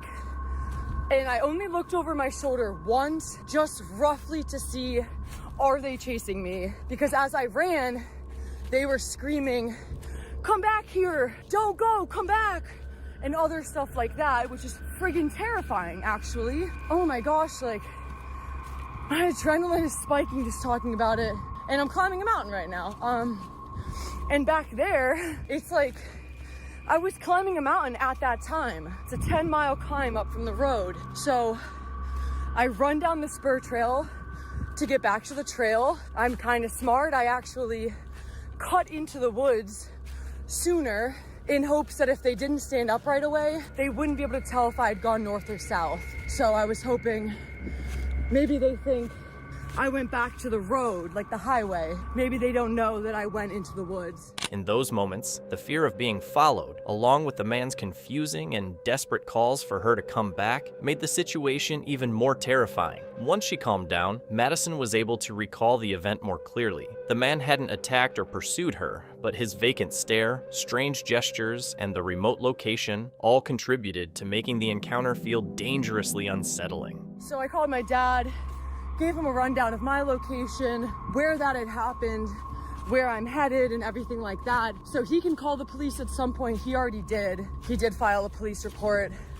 And the police, shocker, don't think anyone is going to be sent into the shelter to investigate, which is crazy because, yeah, the guy didn't chase me. So he probably wasn't trying to assault me or hurt me, because if he had wanted to, he could have, because I'm in the woods and I'm alone. But he's clearly some kind of mentally ill.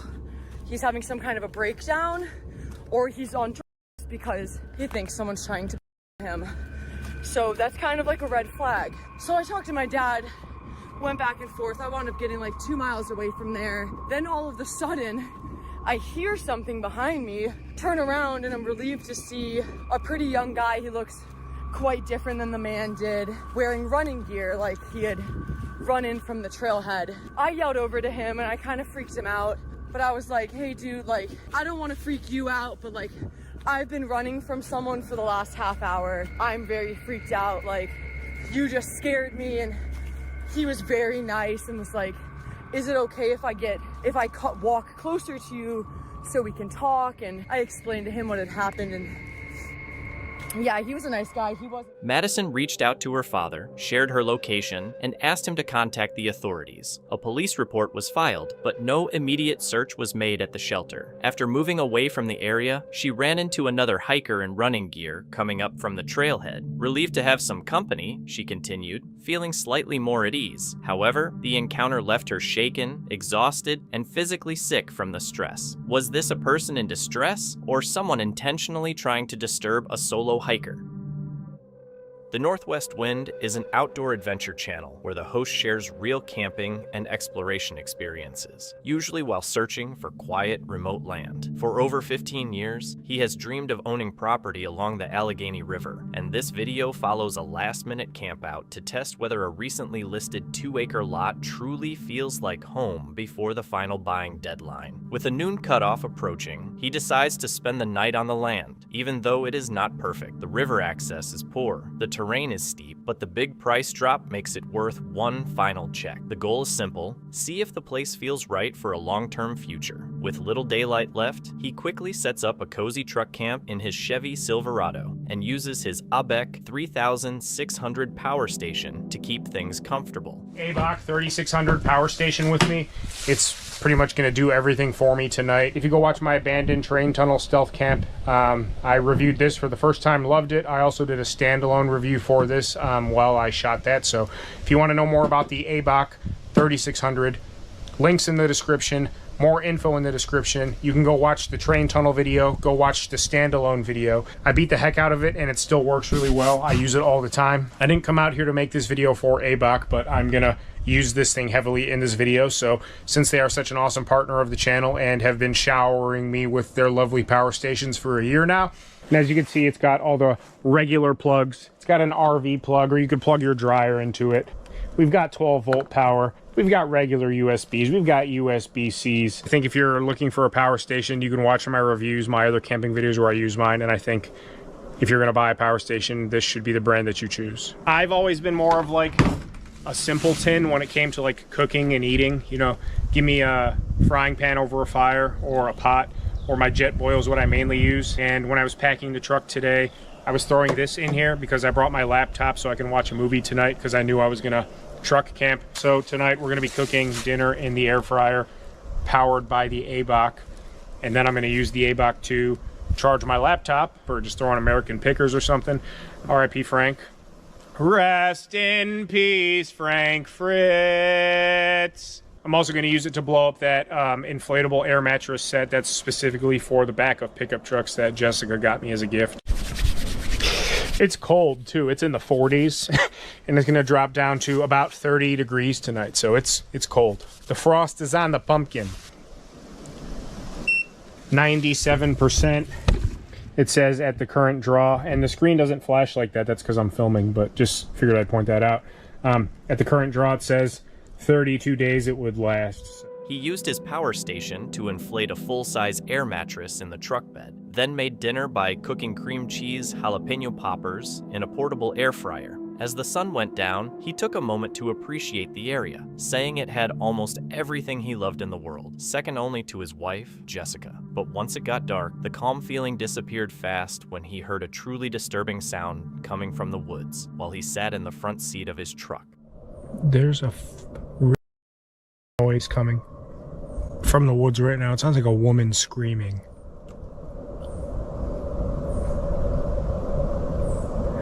I was sitting in my front seat with the heated seat on, warming up.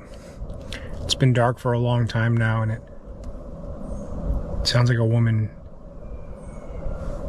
screaming bloody.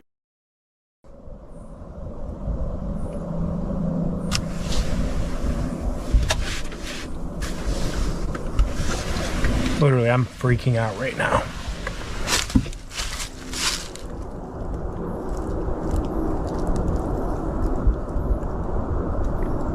I don't know what the hell that was, but that has me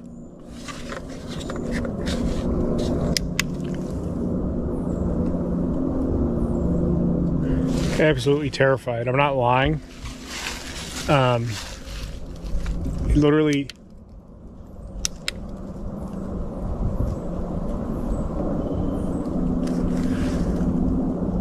I don't want to be here anymore.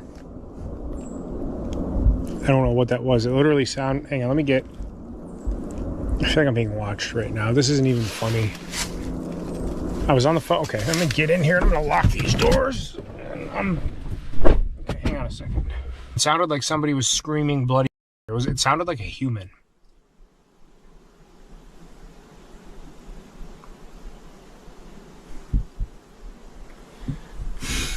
It sounded like a woman was being tortured or beaten. I was on the phone with Jessica and I kept hearing it, and I opened my door and it got more severe, like it was more blood curdling.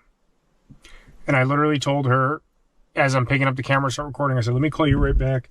and I opened the door and it was really loud and it sounded really close. The screams came and went, sounding like someone was in serious pain, and they were so disturbing that he had to end a call with his wife to check what was happening. When he opened his truck door, the screams got even louder and felt dangerously close. But the moment he stepped out and started recording, everything went silent. Shaken and convinced it was a woman in distress, he immediately left because the remote road made escaping difficult. Still unsettled, he drove toward the main road and called the state police. 2 officers later arrived and followed him back to the property, where they checked the area near an old cabin. After that, he left for good and decided not to buy the land, saying it was a clear sign to trust his instincts. This unsettling video comes from Josh Odom, a US-based creator who focuses on paranormal and urban exploration. He is known for filming at night in abandoned churches, forests, and places linked to cult stories, missing people, and strange activity. His videos usually start calmly, but tend to become intense once something feels wrong. This footage was recorded on November 25th, 2025, at an abandoned rural church in the United States. Y'all hear that noise? I'm fit to be the cameraman, guys, so just get captured by something unalive. I'm gonna run and just leave him here and not call the police. What is that noise?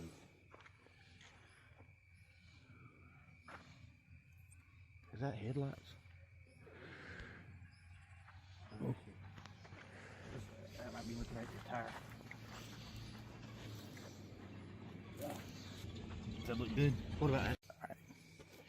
All right, so what's up, guys? So we're gonna check out this.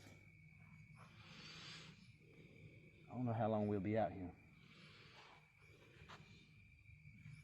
What do you think, Casper?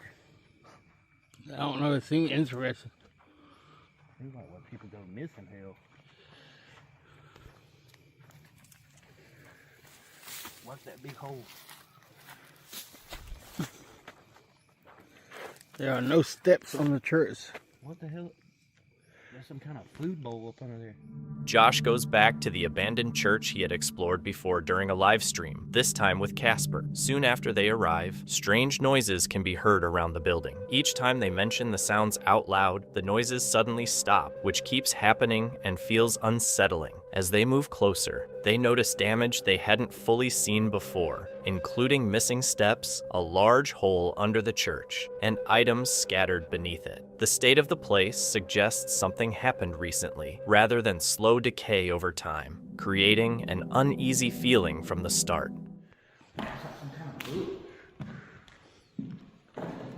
Is that coat leader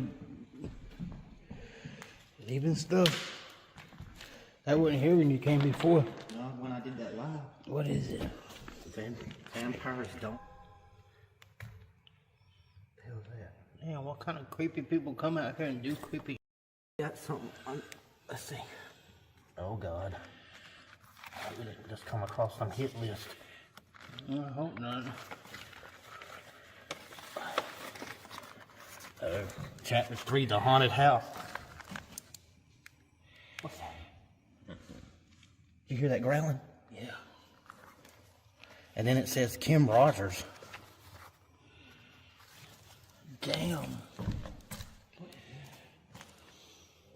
While checking the area around the church, they find a single boot and a book about vampires. Inside the book is disturbing writing, including the name Kim Rogers, listed as missing. This discovery quickly changes the mood from curiosity to real concern, suggesting the place could be linked to something much more serious than trespassing or local legends. Yeah. Is that a snake? I don't know.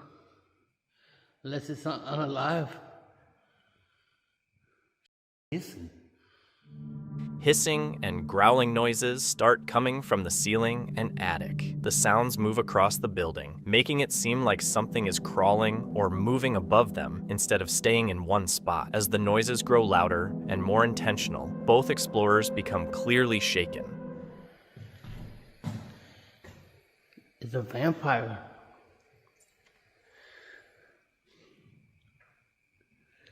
Now what's when I shot back? Damn, it's shaking.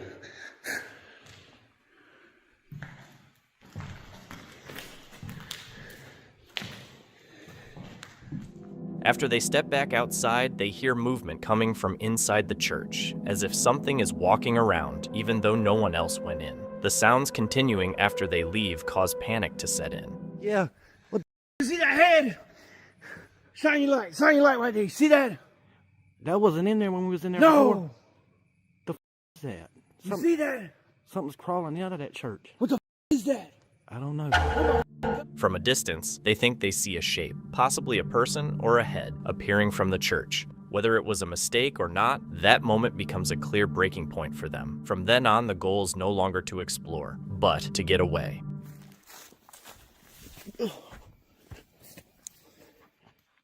What's that? I don't know, but I want them to 100% know we did not stay YouTuber with fake the videos. We do not fake guys. Hell no, we are a comedy channel, and tonight it ain't been so comedy. As they get farther from the church, something is thrown near them. At the same time, noises start coming from different directions, making it feel like they are being surrounded or watched instead of followed from just one place. It does sound like one. Let's go. Oh my God, don't tell me that chainsaw guy followed us all the way up here. How would he know A loud mechanical sound, similar to a chainsaw, is heard nearby. This adds a new level of fear, raising the possibility that the danger isn't paranormal at all, but human. Oh my God, guys. We're getting out of here, guys. You got the car unlocked? As they run back toward the car, screaming can be heard. The way they move and react shows real panic, not an act. Somebody's stalking us, guys. They cut their lights off and got them on camera. See their lights back there. I couldn't really get their lights. We call this road as we go up. Roll the window down. Whew, this place is... I'm glad you decided to come, hell. I was gonna have to come out here by my damn self.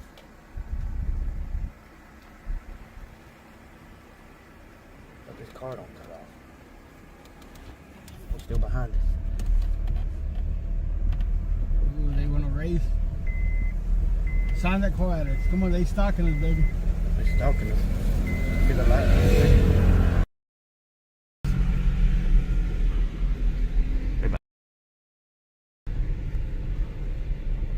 I hope they didn't get your little tag and be like, I'm reporting them. What are they going to do? This is a public place. I think. Is that light bright? You think they can see that?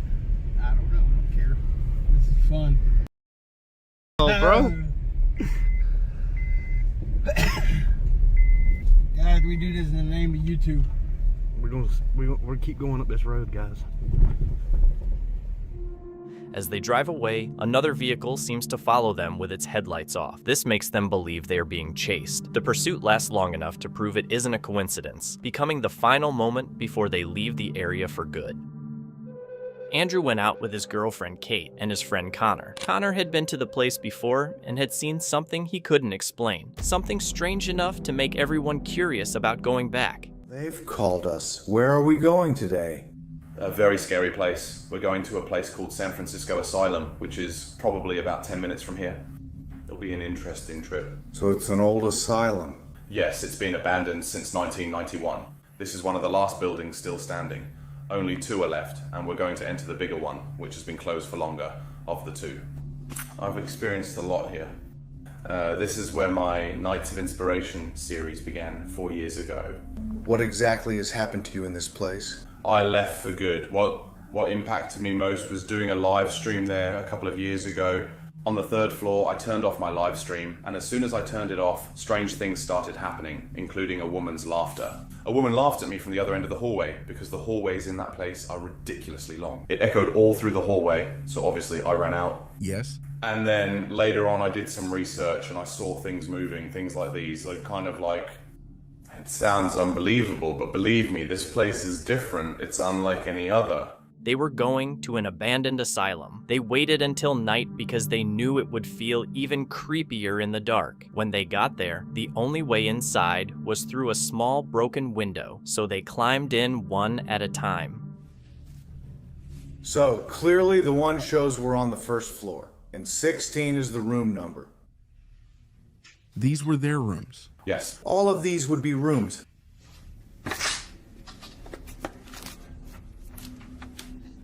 So they had said in this nursing home that... Oh, wait, what the hell?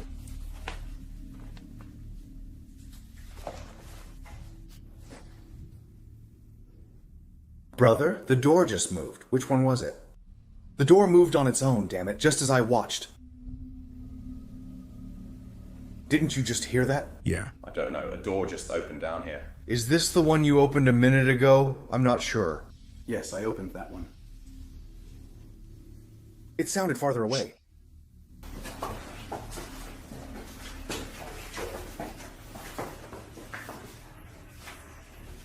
He got stuck behind the door. Someone is knocking.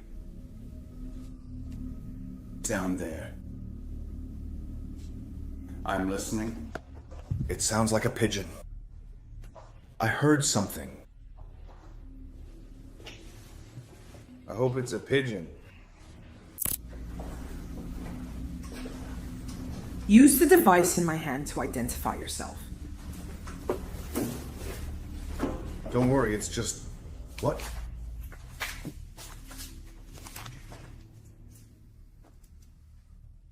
Is there anyone here? Hey, the door just moved by itself again. That's incredible. What the hell? Hey! Calm down. Okay, calm down. No. Which door was it? This is the second time the door has moved by itself. Was it on the same level? Was it on the same level? Did it stay downstairs, Andrew? No, it was here. It must have been here. Fine. Is someone there? There was a tapping sound in this room. A tapping, something knocked in this room. What the hell was that? What happened?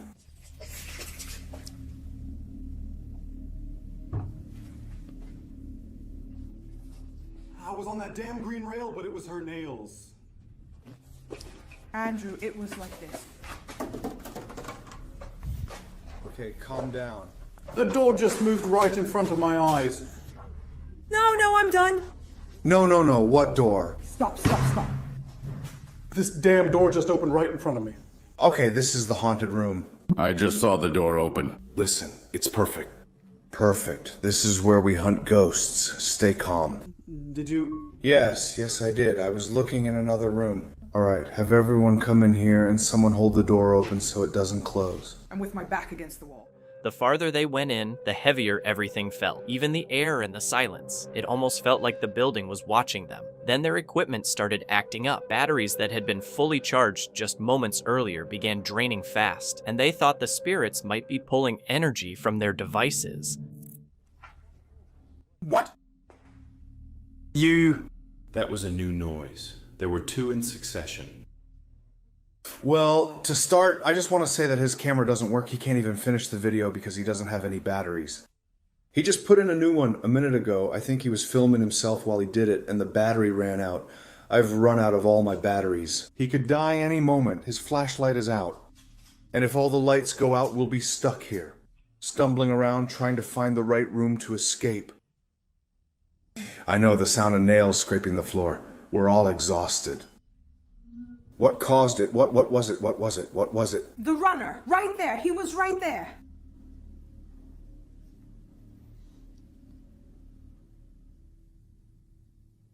Come on, just walk. Just hold that and walk. It's okay.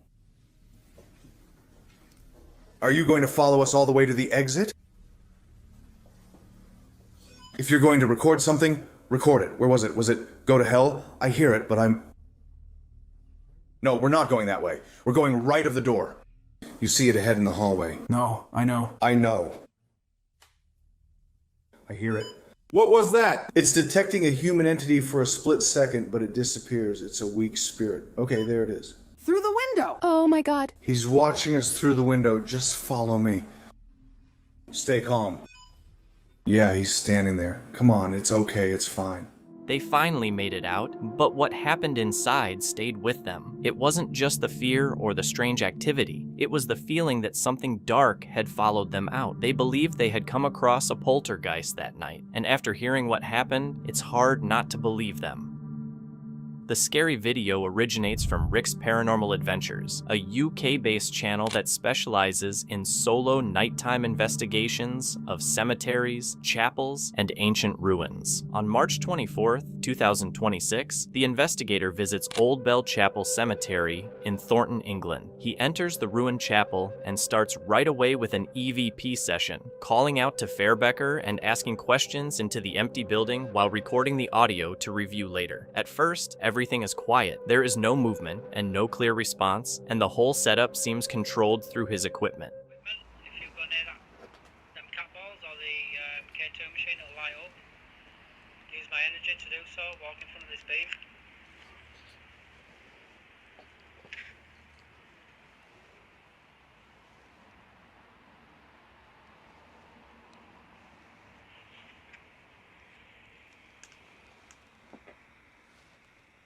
Do you have any messages for me? Speaking to my device?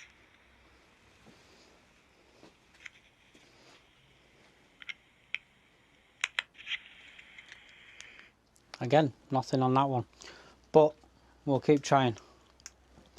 Let's do one more EVP.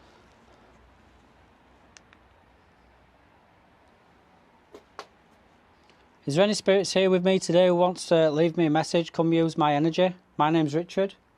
I'm a paranormal explorer, investigator.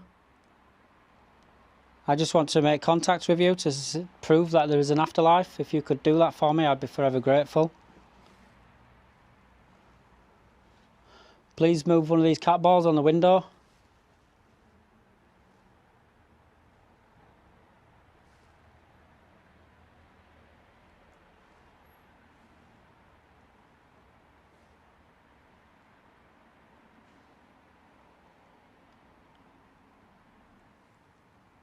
Come tell me your name.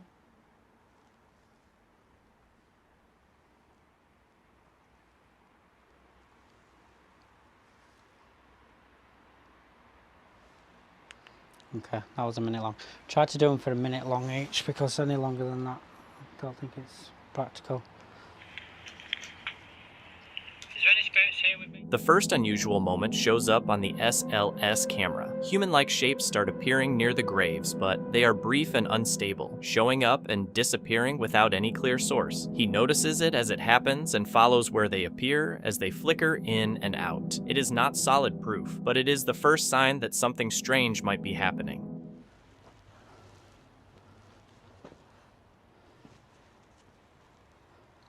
Just having a look around. Arthur? Hi Arthur, my name's Richard. The walls are closing in on you.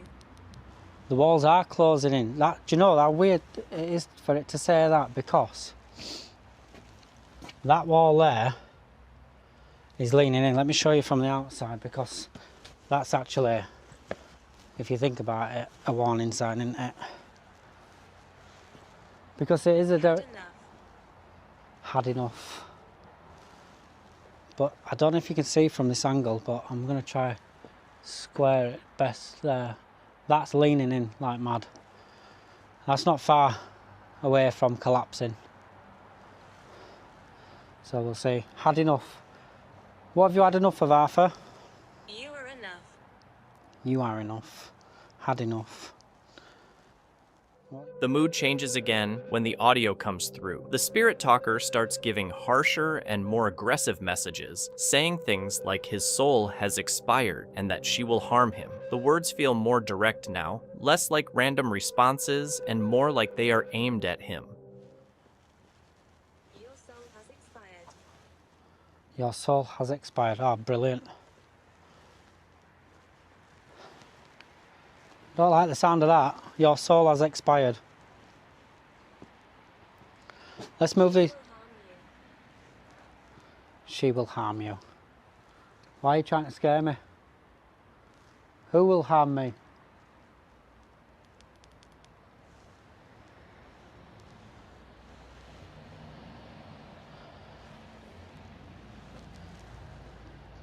Becoming very threatening today, this, towards me. I've never had that before. She will harm you. The walls are closing in. Your soul has expired. Then things seem to move into the physical world. He suddenly reacts and says something, clearly touching his shoulder. There is no obvious reason for it, with no one else there and nothing close enough to explain what happened. His reaction is instant, not delayed, because this time he feels it instead of hearing or seeing it. If the EVP caught that breath, that's it. I've done it. You guys better just follow me to death. Please have caught that breath. It went down my neck. What the fuck was that? It was ice cold. Let's play this back. Oh my God, no, I can't. Is there any spirits with me today? Calm Please down. come speak into this device. Calm down. Did you just touch me on the shoulder? Shaking. Give me a message.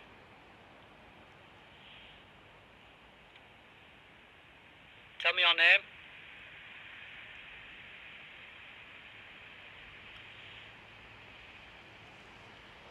A second feeling comes right after. He says he feels a cold breath on the back of his neck, and this time his reaction is even stronger, with more shock and panic. By then, it is no longer just about equipment or trying to understand strange signs. It feels personal. The investigation starts off slowly with audio tests, strange visuals, and possible responses, all things people can question. But once something physical happens, the whole experience changes, because watching something is very different from actually feeling it. And after that point, everything that happened earlier starts to seem much harder to dismiss.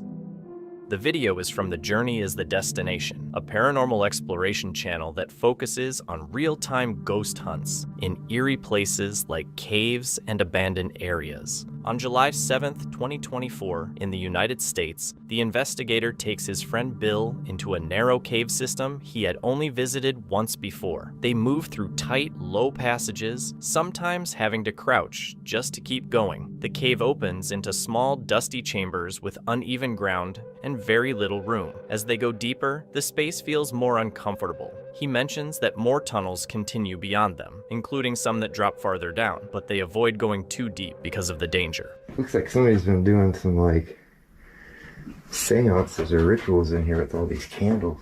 Oh, really? Look at all these things.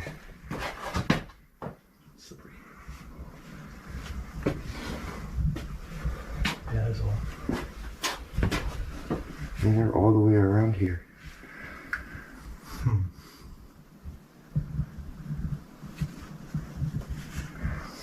While trying to communicate with a flashlight and a K2 meter, they hear a faint noise from outside the chamber. It is quiet, but clear enough to make them stop. They listen closely, unsure if it is just the cave settling or something moving deeper inside. Been brought here. The other one, like I said, I think people have died falling in it. I think back in the day, people put dead bodies in it. I've gotten responses that have suggested that, and then also there's a spot on the wall where I've gotten like really strong K2 readings, and they say that there's a portal there.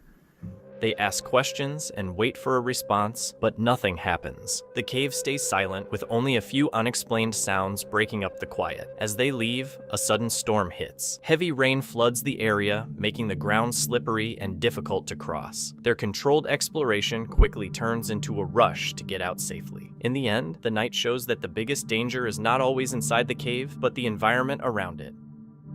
On December 23rd, 2022, they shared an episode from their Ireland series that began like any other peaceful day on the road, but quickly took an unexpected turn. The video picked up just after leaving Clonakilty, with the group still reflecting on how much they'd fallen in love with the town as the afternoon went by. By late afternoon, they resumed their usual routine, looking for a quiet place to park for the night. After a few unsuccessful attempts along the coast, they finally found the perfect spot near the pier at Ross Carbery. The area, quiet and tucked away by the rocks, felt ideal. As the evening unfolded, locals fished, the tide gently shifted, and the weather switched from sun to rain to wind in typical Irish fashion.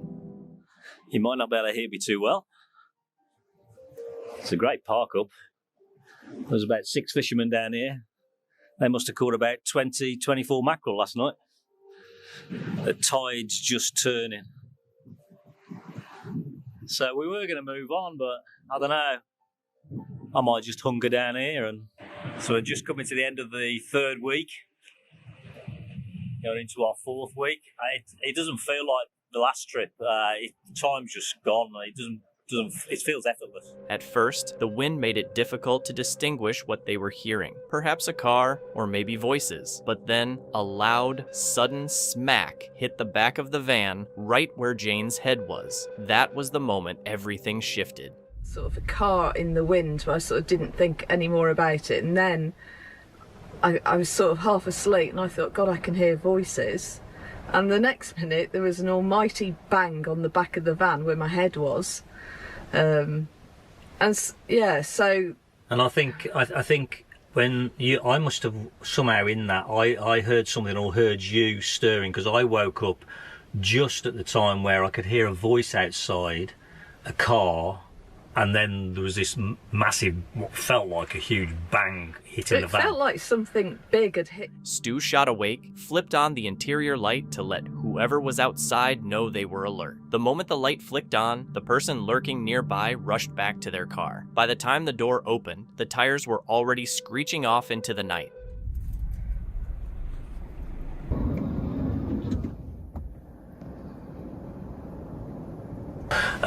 I heard the car skidding away. I don't think I'd have got out if I knew they were still out there, because that's probably the wrong thing to do, is to go out and confront. I chucked an egg in the van. They must have known we were here. You don't just happen to drive down here. I reckon it was those 3 kids. Little shit. What do you want to do?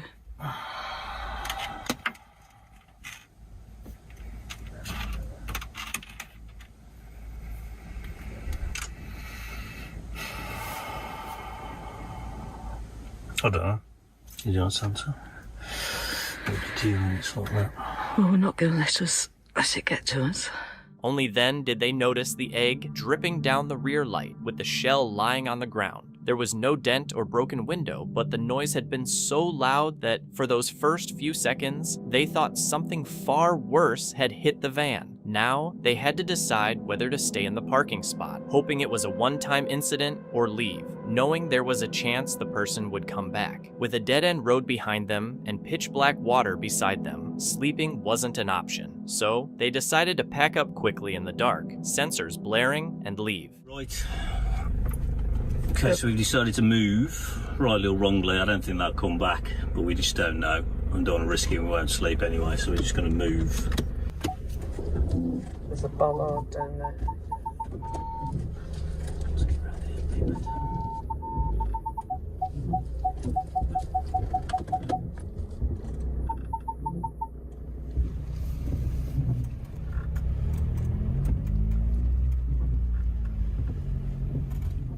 Later, after finding a safer spot, Stu and Jane discussed what had happened. The adrenaline, the anger, and the way your mind races before logic takes over. But as they both acknowledged, an egg was nothing compared to what it could have been. It wasn't going to ruin their trip or change how they traveled. By the next day, they were back on the road, heading west, determined not to let one stressful late-night incident get to them.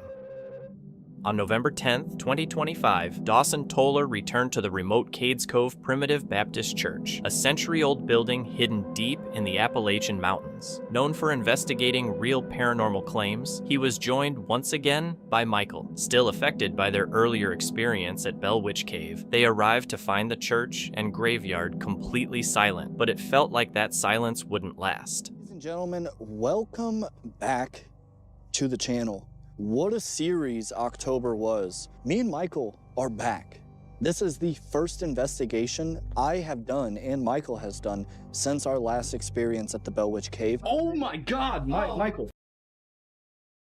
Stand still. And today, we are back at the Primitive Baptist Church. And if you remember the last time we were here, we actually did get potential activity with some knockings going on and the music box. So we decided to come back. I also wanted to check on Michael. So let's go ahead and head in, talk about the haunting, talk about the place, and let's get it. Before starting the investigation, they spoke about the lingering unease from Bell Witch Cave, the place where Michael had been scratched, and the experience that made him hesitate to keep investigating as his child's birth neared. Dawson also revisited the church's darker history, mentioning pastors whose pasts were connected to Josiah Gregory. Is the Cades Cove Primitive Baptist Church, an Appalachian horror with terrifying paranormal stories and a brutal connection to the Appalachian Death House, which was released just a few weeks ago. This church was founded in the year 1827, but without a proper location, many gatherings took place in nearby cabins, homes, and other buildings, and it wasn't until 1832 that a long-term church was built. Eventually outgrowing the size, torn down, and erecting this current version in the year 1887. The cemetery outside the church is the oldest cemetery in Cades Cove. 399 total graves have been documented, but many of them are unmarked. This isn't from a nefarious reason. This is due to the stones sinking into the ground, and the fact that some of the gravestones were none more than large rocks that tourists have taken over the years. The same figure linked to their Appalachian Death Cabin video came up again. The evening seemed calm at first, but every memory they mentioned carried a quiet sense of warning. Once darkness fully set in, the atmosphere inside the church shifted. They entered in complete darkness and placed the music box and static box in the same spot where activity had happened before. I thought I heard it again. A knock or a whistle? A knock. If you remember us, could you please just doom, doom, 2 knocks. If you do not remember us, could you give us 1 knock, please? I heard it. There's no way that it's just, because we sat in here earlier off camera for a good while, just like we sat right here on this pew. It was quiet. And I was listening. I'm like, is there any noises? You know, like just trying to, a baseline for my own ears. And now there's knockings all of a sudden. Oh. Right there. I was talking, guys. You're not going to be able to hear that, but that was fairly loud. That one sounded closer. Yeah. It sounded like it could have came from the back row of the pew. Are you in here with us? What the f? Oh, right there. What is going on? Guys, there's no... If that is you, thank you so much for communicating with us.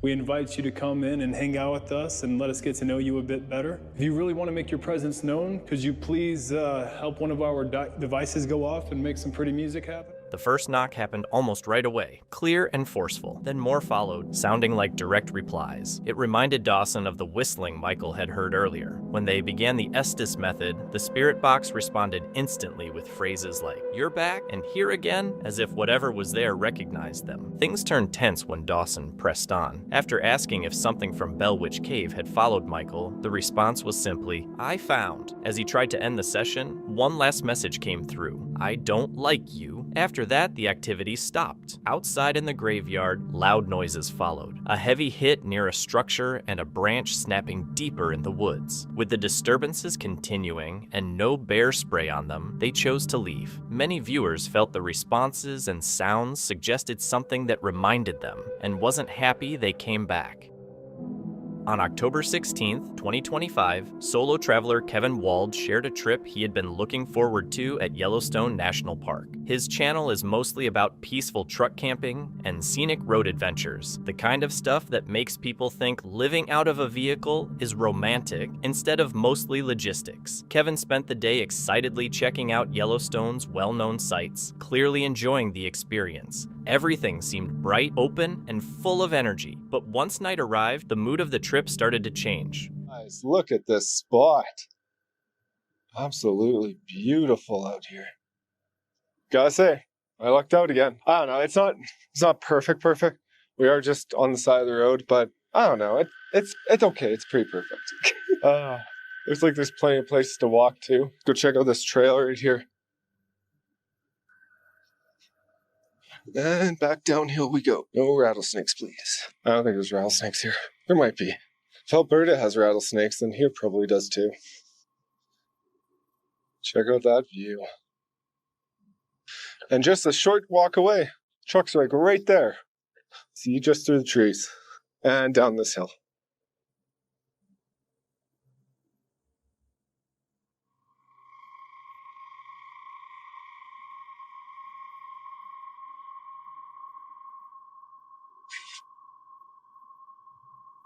Well, I should turn on some more lights in here, eh? Maybe open a window or two. I gotta get some dinner started because I'm a little hungry. So we have two choices. Pork chop or sloppy joes. You know, I haven't had sloppy joe in a long time. Oh wow, that's a little bit of chaos up there. That's a little more chaos falling down. Okay, sloppy joes. No, I know I have one of these because I've been really saving it. I've just never seen a time that I actually wanted to have a sloppy joe. But there is a first for everything.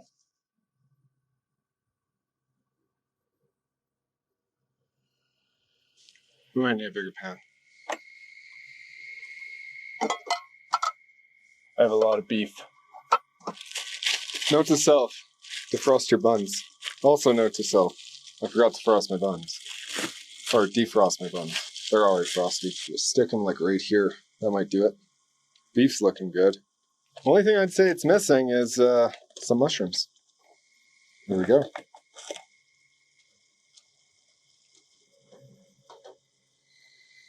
Oh. Okay, last time I opened this, I swear.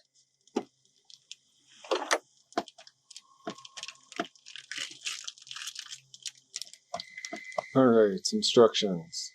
1 can of tomato paste. I might not have tomato paste. I have pizza sauce.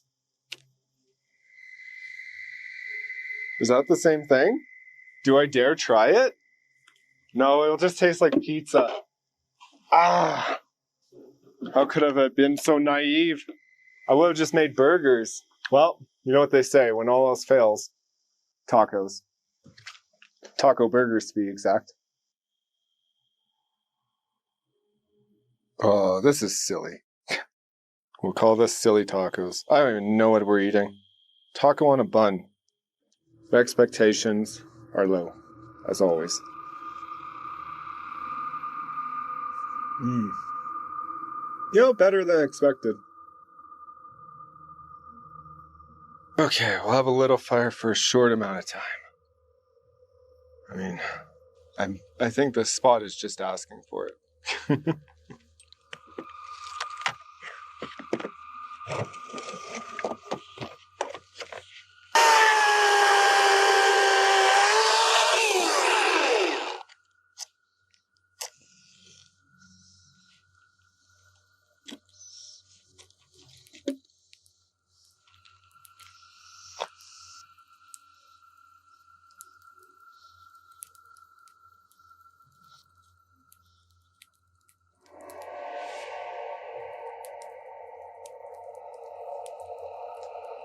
Kevin eventually moved away from the crowded spots and chose a quiet roadside clearing to spend the night by himself. The forest around him was completely still, with no cars, lights, or signs of anyone nearby. As he sat beside a small fire, he tried to settle in and relax, but the silence felt strangely intense, interrupted only by faint sounds coming from somewhere deeper in the trees. I think one thing's for certain. We might get a storm out here tonight. I'm just looking at those clouds back there. Yeah, worries me a little bit. I wonder if someone put this log here for sitting. It's not a bad log for that. Kevin went quiet and listened carefully as another call echoed out. The noises seemed to be coming from more than one direction, which is always comforting when you're alone in the woods, because apparently one mystery sound wasn't enough. He quietly questioned whether it might be coyotes, or maybe something bigger, moving and calling around him. Did you hear that?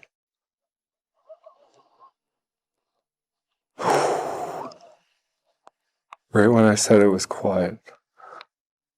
You know what they're doing, right? They spotted me, so they're letting the rest of the pack know where I am. Telling them that I'm here right now.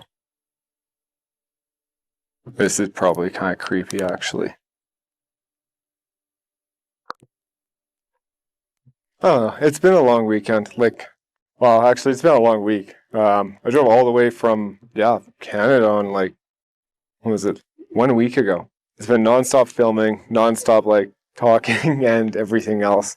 I definitely feel drained right now. I'm also, I don't know. Maybe those wolf sounds were just in my head. Nothing really happened.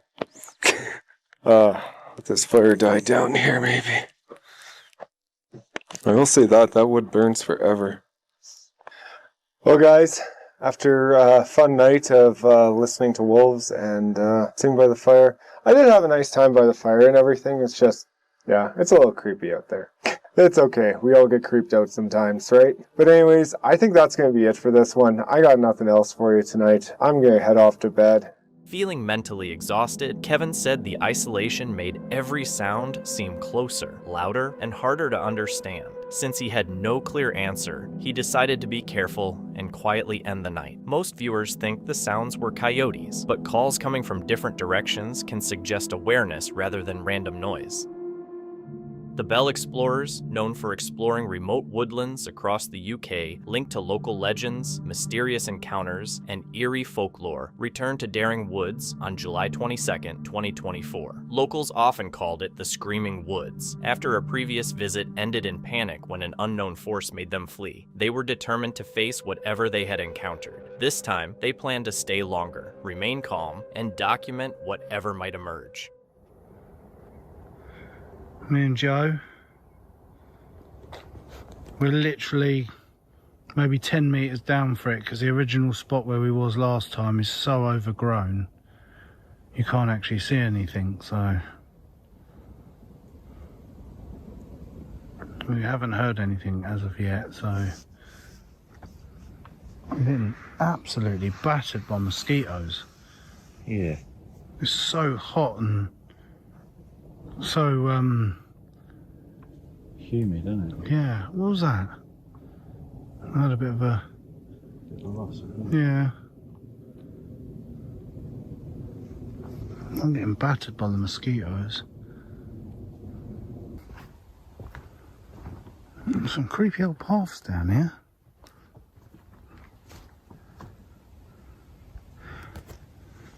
If there are any spirits present, could you make a noise or anything? I heard that dog bark then. Yeah.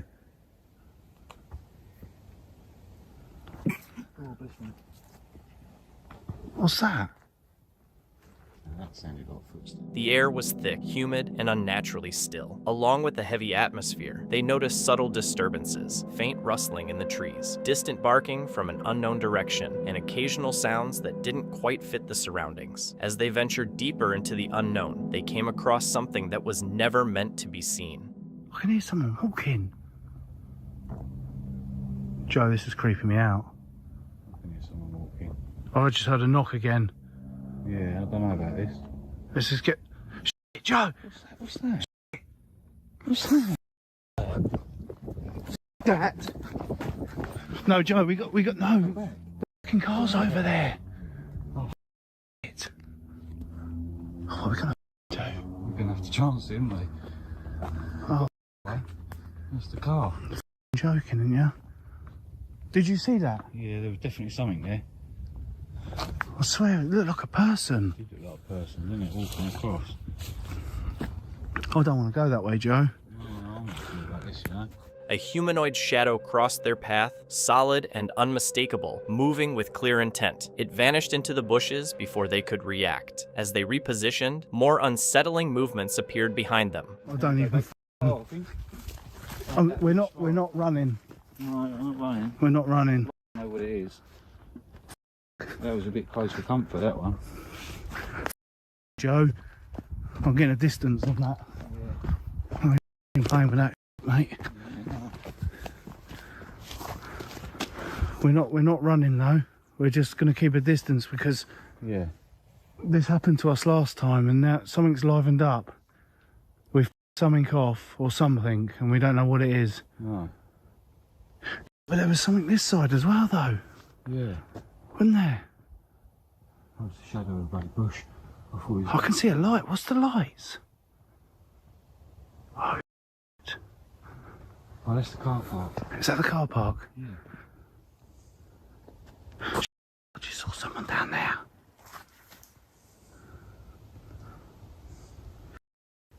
I'm sure you see someone. Movement continued, but whether it was another person or something else, they couldn't tell. One thing was certain: something in the woods was dangerously close, silently watching them. This realization sent Daniel and Joe into panic. Would they uncover what it was, or leave with unanswered questions? The answer would come in the most unsettling way. What's that? Is that someone out there? Is that something? I can't even see. No. There's people.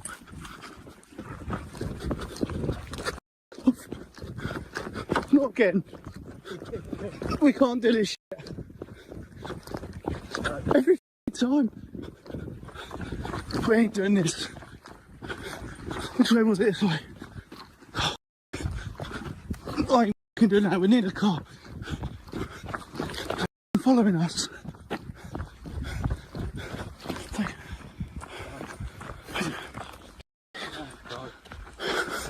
Where are they gone? I can't see anyone. I told you. Oh. Yours is 1%, mine's already gone. Let's get out of here. Too many gates to jump. It was dry, this kit.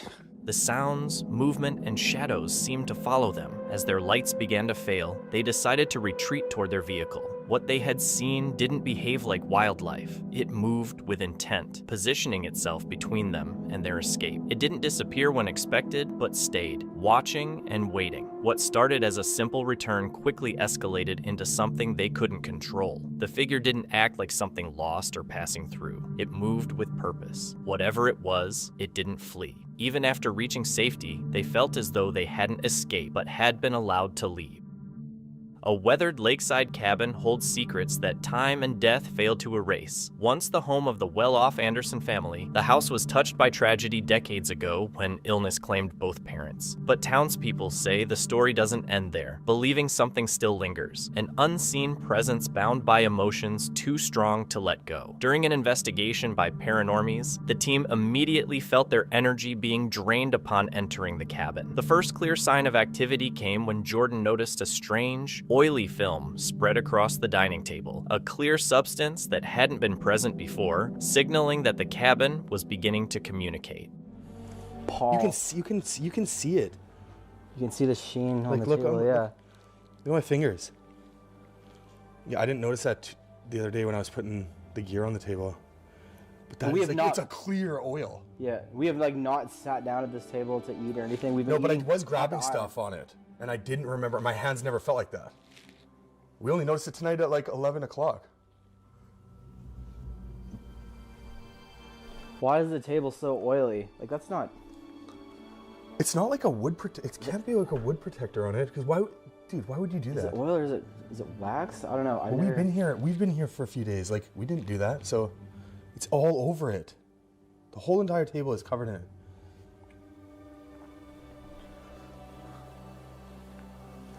Who is Paul? Is it Paul Anderson? Is that his name? Upstairs. Upstairs? We just were upstairs. We just came from upstairs. What do you want to show us upstairs?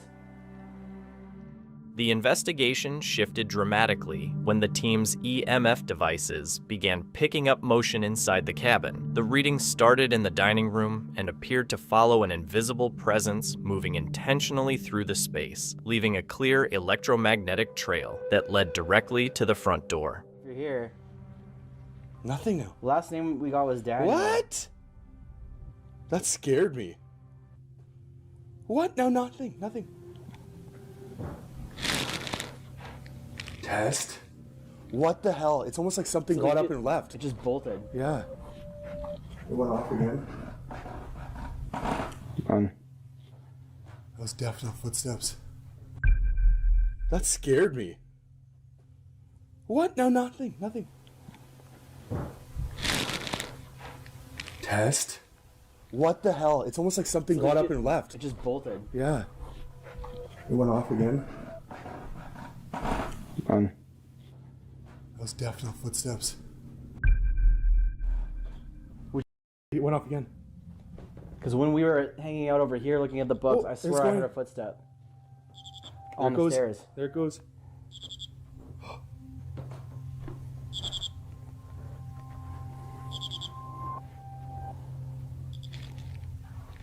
It wasn't going off here at all.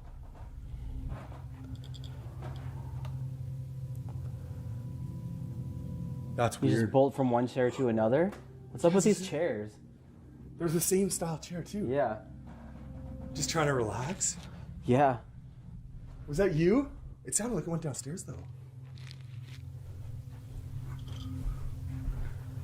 This thing's going off now. Why is it going off so much? It's like, oh, it's almost like left like a contrail of energy as we're following it where it just went. And it said pass before. Almost like a little piece of like where the trail where it went. Like, what if we could trace it? It's still going. This wasn't doing anything. Understand? Are we understanding what's going on finally? Are you just trying to get some rest? Not that way. This way? This way? This way? Oh. What if it said like warmer right here now? we go. Here we go. Whoa.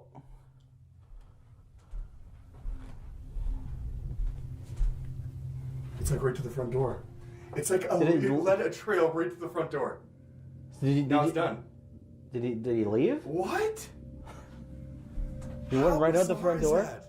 That is the weird. I've never experienced that. We've never had anything like that. It's almost like it left like the oil, like an oil. When Johnny had to step away because of family responsibilities, Jordan was left alone inside the Anderson cabin with whatever presence continued to haunt it. It's like 4 in the morning. And I've been hearing that knocking again from the front door. It's been going on for a while. I've been waiting for it to stop, but it just keeps going.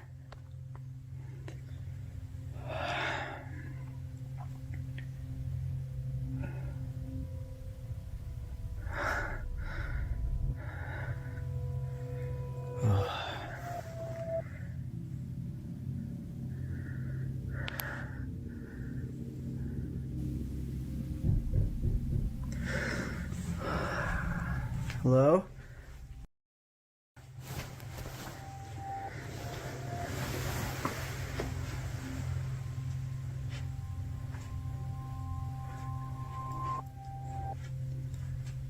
We might be able to see from here. View of the front door where the knocking's coming from.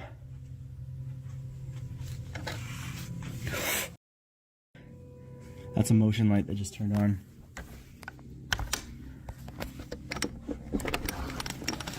The motion light just turned on. Hello? Who's there? Hello? What was that? Sound like a screech or something.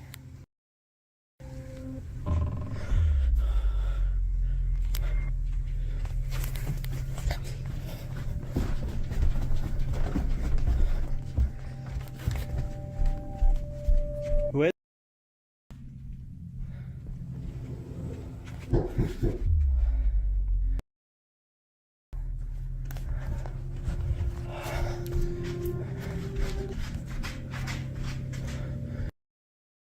Who is it knocking at the door?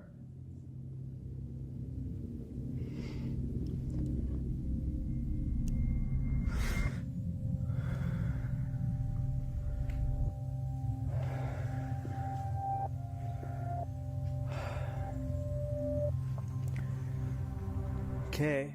On the first night, loud knocking echoed from the front door around 4 a.m., paired with motion lights triggering outside. Jordan searched for a cause multiple times but found nothing, leaving him inside with a presence that seemed intent on being noticed. Later, during a sensory deprivation session with a blindfold and headphones, he experienced his closest encounter yet. Through the spirit box, he heard words like love, lonely, and still here, while sensing an overwhelming presence standing right next to him. When the questions turned to someone named Paul, the responses became noticeably emotional, pointing to a strong personal bond. In 2 seconds. Okay. Yes, I. Hi again. Where? I don't know. Secret. The window. Love. I loved. I think. Around. I don't know.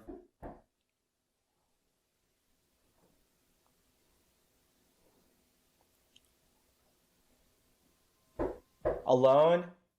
Lonely. Can you please? I feel like somebody's standing right beside me.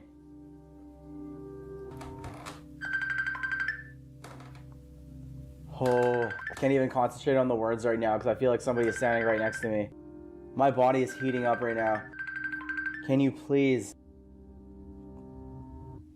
Daniel.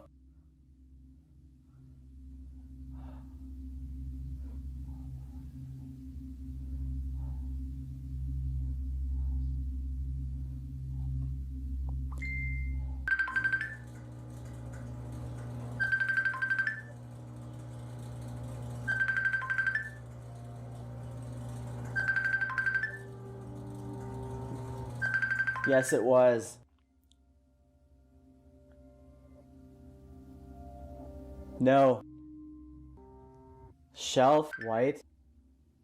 I feel like somebody was standing next to me. Only 5 minutes. There? If Jordan's theory is correct, then within those walls remains the spirit of a love that society once forced into hiding, a bond so strong that even death couldn't break it. The lights that switched on in his absence feel less like a haunting and more like a message, as if a soul is still waiting and hoping that love, even a forbidden one, might finally find its way home. Thank you so much for watching. Don't forget to subscribe and hit the notification bell so you can stay updated with our latest videos.